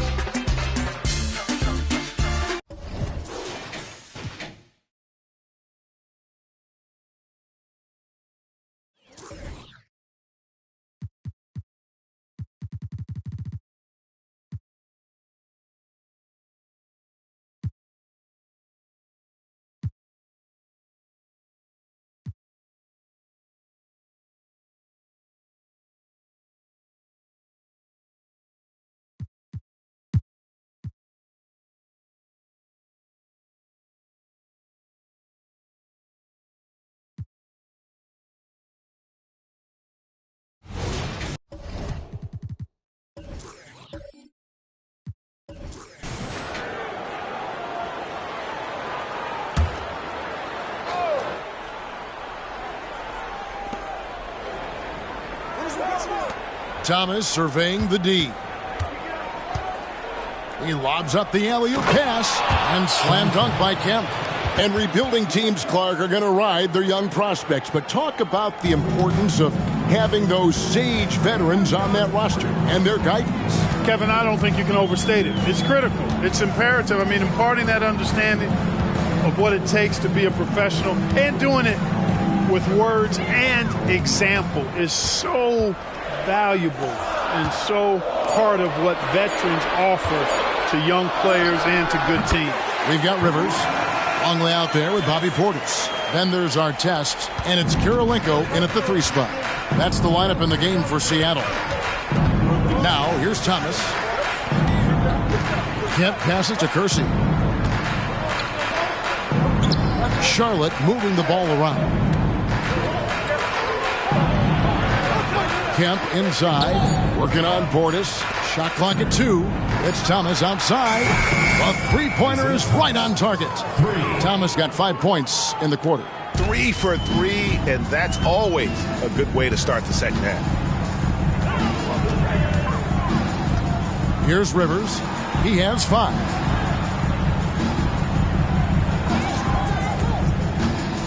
Over Thomas. Rivers can't get it to go. Boy, that's got to be terribly frustrating there. I mean, with the defense not hustling and he still misses, boy, he wishes he had that one back. Clark, when we talk about the best three-point shooters in the league, Buddy Hield is in that conversation. Most definitely. I mean, only Steph has more seasons with 250 or more threes made. That says a lot right there. Buddy is a floor spacer. You can never help or double off of him, which is a big asset in today's game.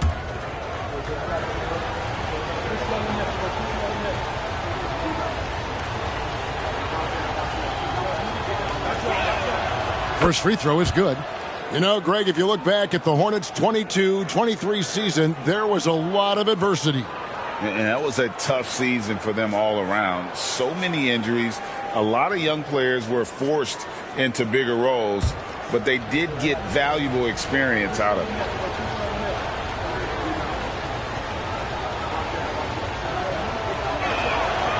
He's off on the second. And, you know, Campbell knows his role on this squad to score when his name is called, control the boards, and protect the rim. And now the latest from our reporter, David Aldridge. Thank you, Kevin. As ever, Joel Embiid has the pressure on him to be the franchise player. He said it's not an easy job. If it was easy, everybody would do it. When you're actually the best offensive player and the best defensive player, you got to make plays. You can't be perfect. All I can do is try to do my best every game. Kevin? Well said. His best DA is pretty great, isn't it? Thank you so much for the report. Here's Rivers after the made shot from Shawn Kemp. Outside our test. They set the screen.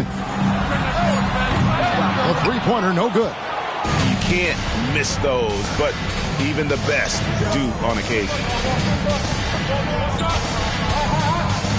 Third quarter of basketball here in just a little under 3.5 minutes gone by.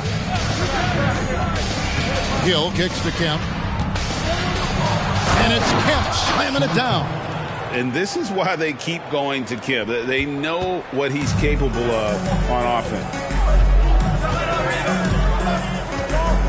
Now Rivers.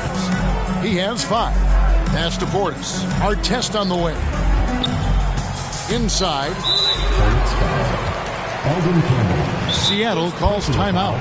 And one thing with LaMelo, Clark, he has so much length at that point guard position. Yeah, you know, Kevin, he's listed at 6'7", but he's got a much bigger wingspan than that, which allows him to effectively throw passes over the top. And I think it helps in him being disruptive as a defender, too.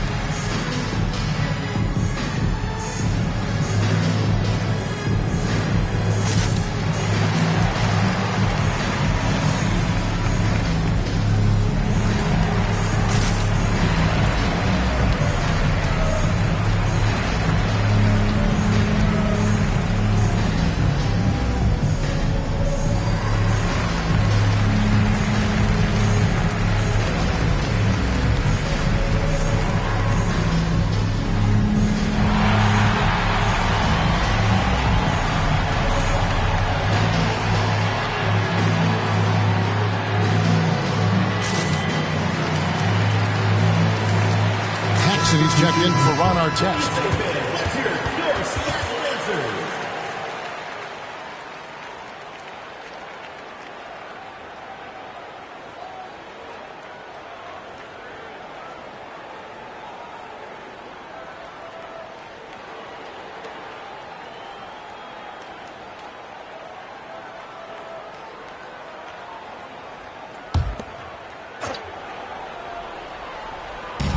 Charlotte on D.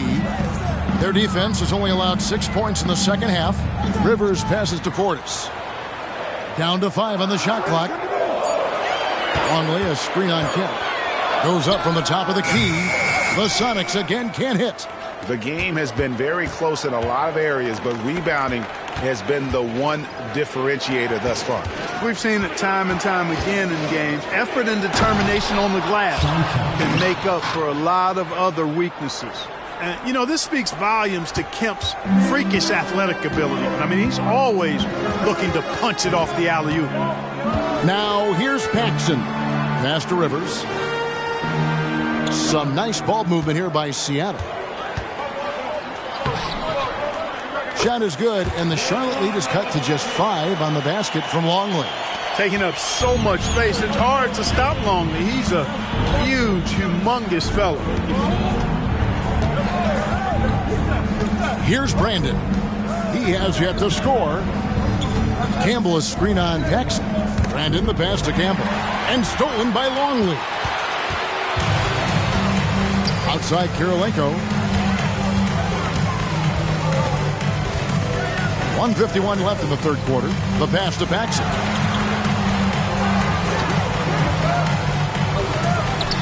Got it from 16 feet.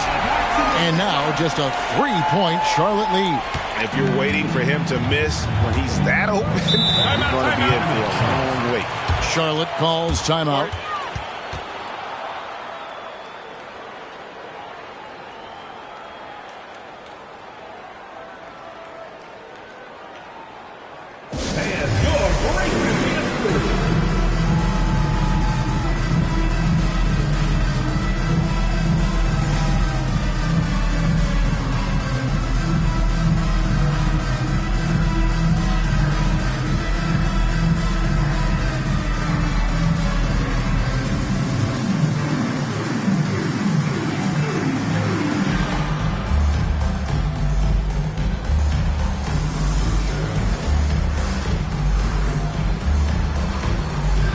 Chambers is checked in for Seattle. Burton's checked in for the Hornets.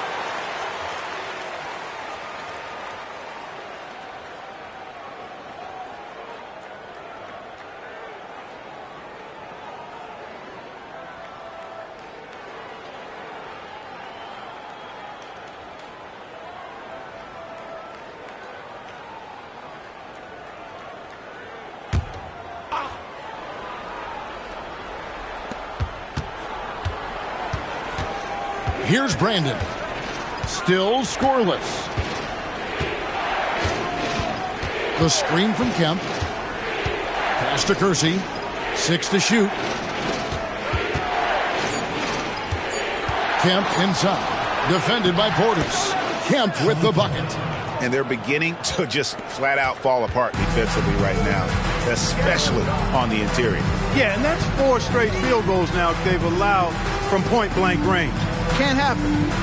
Now, here's Longley. 5 points in the game. It's good. Longley's got 6 points in the quarter. He's got a big body, we know that. But Longley has an underrated skill set, too. Pass to Campbell. 46 seconds left here in the third quarter. Passes it to Brandon. Campbell is screen on Paxson. His first shot coming late. It's rebounded by Portis. Seattle trails by 3. The pass to Longley. Over Kemp. Longley can't get it to go. Here's Brandon. Guarded by Paxson. 14 feet away. And that one's good. Brandon's got his first bucket in this one.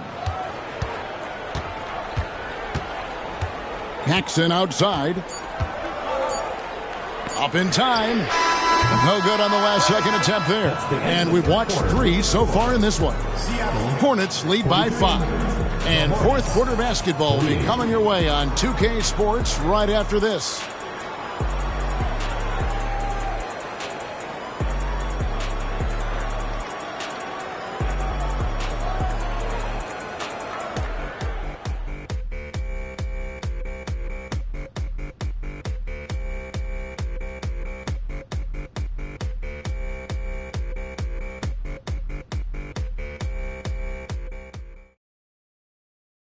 And now let's go back to a play from earlier as we show you our State Farm assist of the game.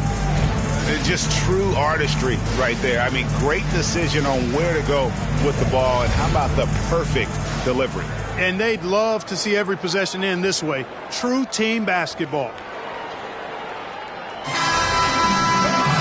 And with these teams locked in a very close contest, this fourth quarter promises to be a good one.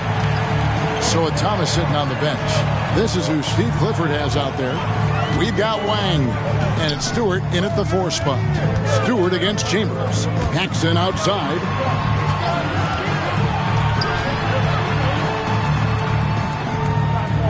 Kicks it to Dragic. Shoots from 14. Jump shot is good. And he's not picky about where his points come from. If Dragic needs to rely on the mid-range, he is more than capable. Here's Brandon. Here's Wang. Another shot. The rebound by Cartwright. Yeah, I tell you what, for him, this has been a game to forget. But somehow they still find themselves with the lead. 1 minute now into this fourth quarter. Dragic, the pass to Chambers. Some nice ball movement here by Seattle. Here's Cartwright. And the rebound goes to the Hornets. Here's Burton. He kicks it to Graham. Stewart with the screen on Paxson. Graham finds Stewart. And the dunk by Stewart. Oh, taking it to the rack with power. Hammering down the two-hand slam. Really piling on the lead with a dunk like that. Now here's Paxson. Outside Dragic from deep. That one falls coming off of Paxson's feed. Paxson's got 3 assists in the game. Graham surveying the floor. Out to the right wing.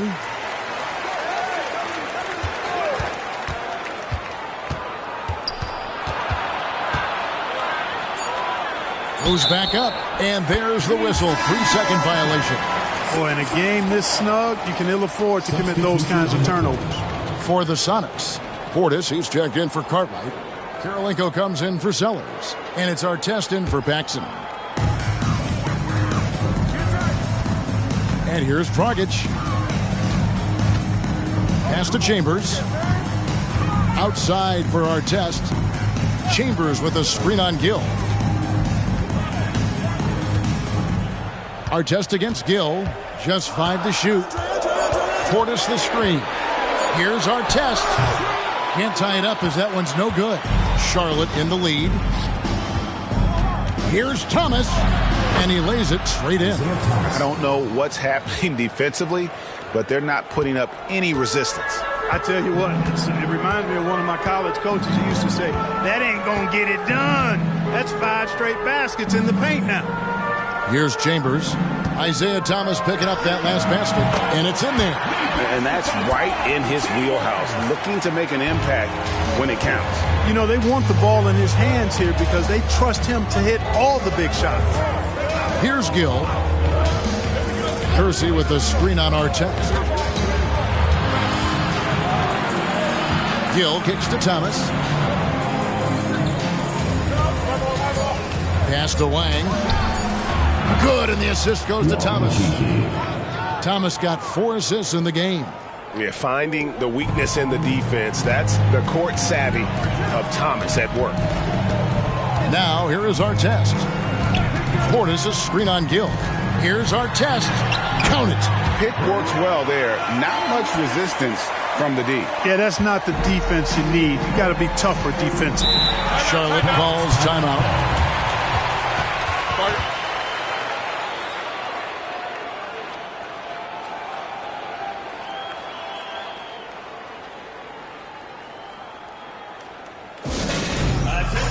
Longley's checked in for the Sonics. Rivers comes in for Goran Dragic.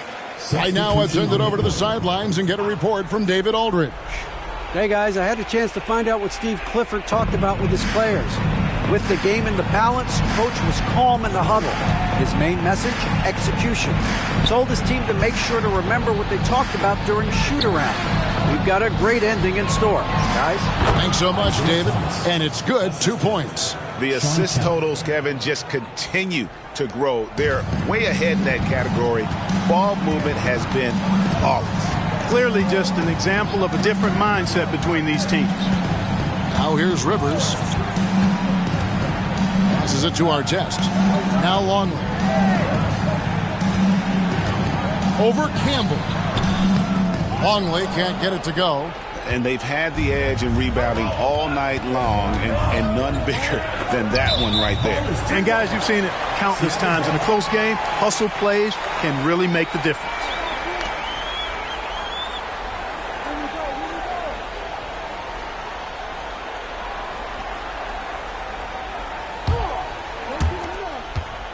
Seattle trails by 5. Now, here is Artest. Portis a screen on Gill. Here's Artest. That 3 off the mark. And so Thomas will bring it up for the Hornets.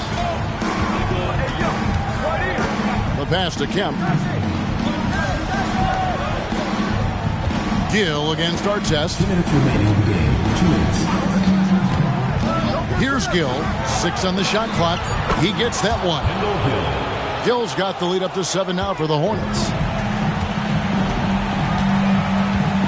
Artest with the ball.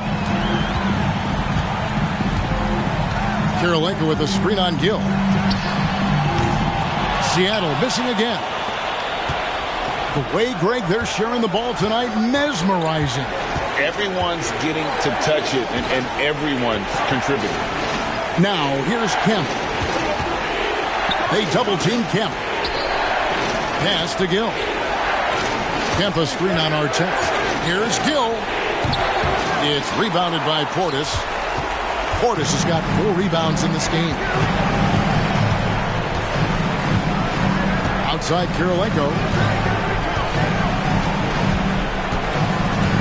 1:05 left to play in the final quarter. Portis a screen on Thomas. Here's Artest. It drops. Oh, and that cuts the lead to just 5. Ron Artest so hard to stop because he is strong and he's not afraid to use that strength getting to the bucket. Portis against Kemp. Pass to Kersey. Outside Thomas. And now we've got the intentional foul. Doc Rivers, 2nd personal foul, 1st team foul.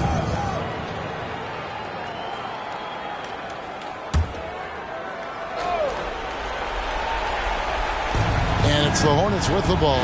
Gill kicks to Kemp. A second chance effort and a lot of contact on that one, so he'll shoot 2 here. And with his natural strength, defending Kemp on the interior is always a challenge. All the defense can do there was foul.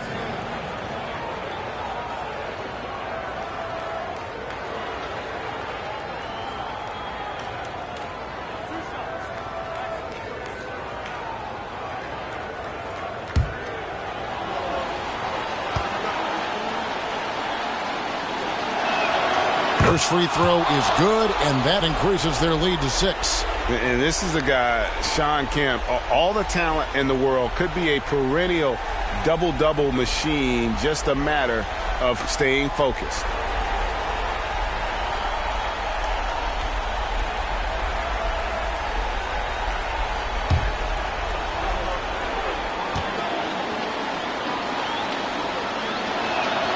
So he goes 2 for 2 at the line, and it's a 7-point game. perfectly done at the stripe there. That brings their lead up to an even more comfortable level. Time called here. The Sonics decide to talk it over. They trail by 7. 40 seconds left in the fourth quarter.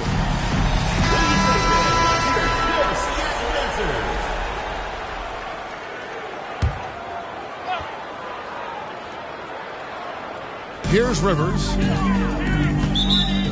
Timeout, Seattle.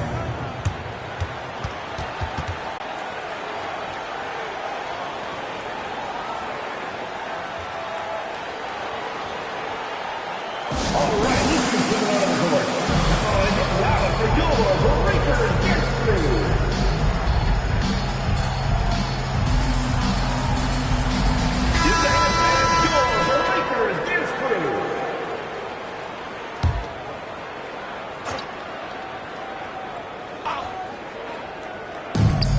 There's 38 seconds left in the game. Here's our test.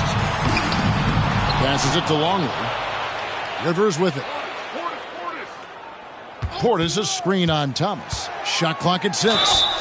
And the call on the shot that sends him to the line. And you know, for all of his production, Rivers really is the emotional leader out there. Very intense and extremely confident.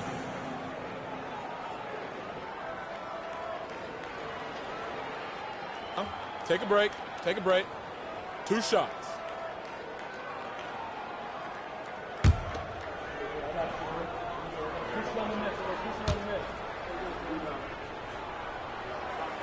He hits the first one, and that trims the lead to 6.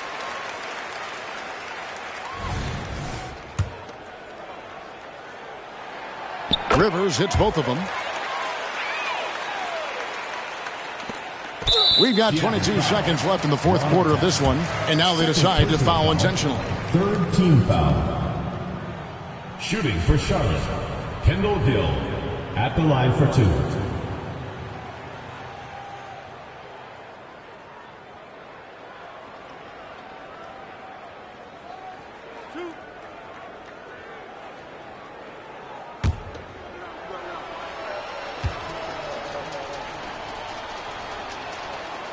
He doesn't hit the first, and that was the one they really wanted. He's got one more, though. Yeah, Kendall Gill's athleticism and versatility, really solid. A guy who can play a lot of positions, and I think he's an outstanding scorer. Seattle calls timeout.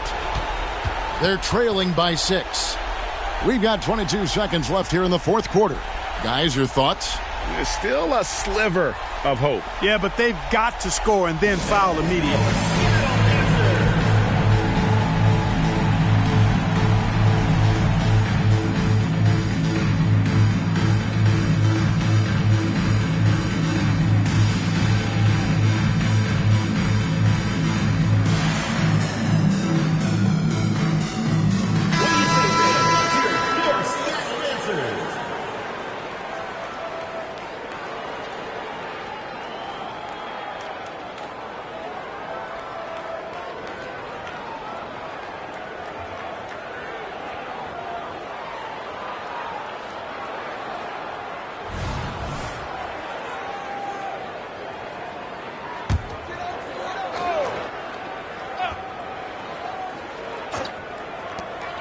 We've got 22 seconds left in the fourth quarter.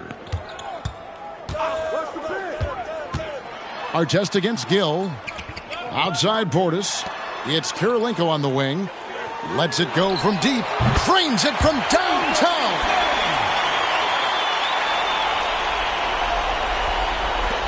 Eight seconds left to play here in the fourth.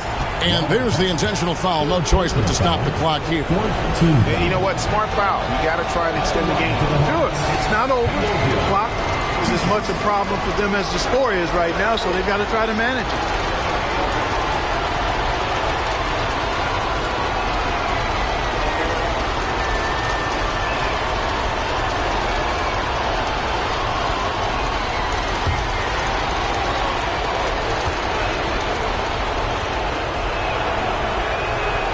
So the first one drops, and that gives them a 4-point cushion.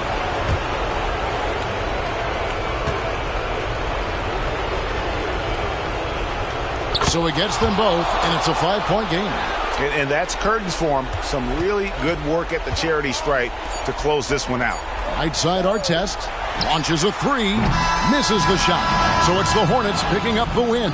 They seem to relish their role as the bad guy here tonight. You know, Kevin, I sense that as well. I mean, they really did feed off all of that negative energy this crowd was directing at them. I mean, they turned it around and used it as motivation to close out a significant win. And that about does it for the final game of the NBA regular season. For Greg Anthony, Clark Kellogg, and David Aldridge, this is Kevin Harlan. Thanks for watching.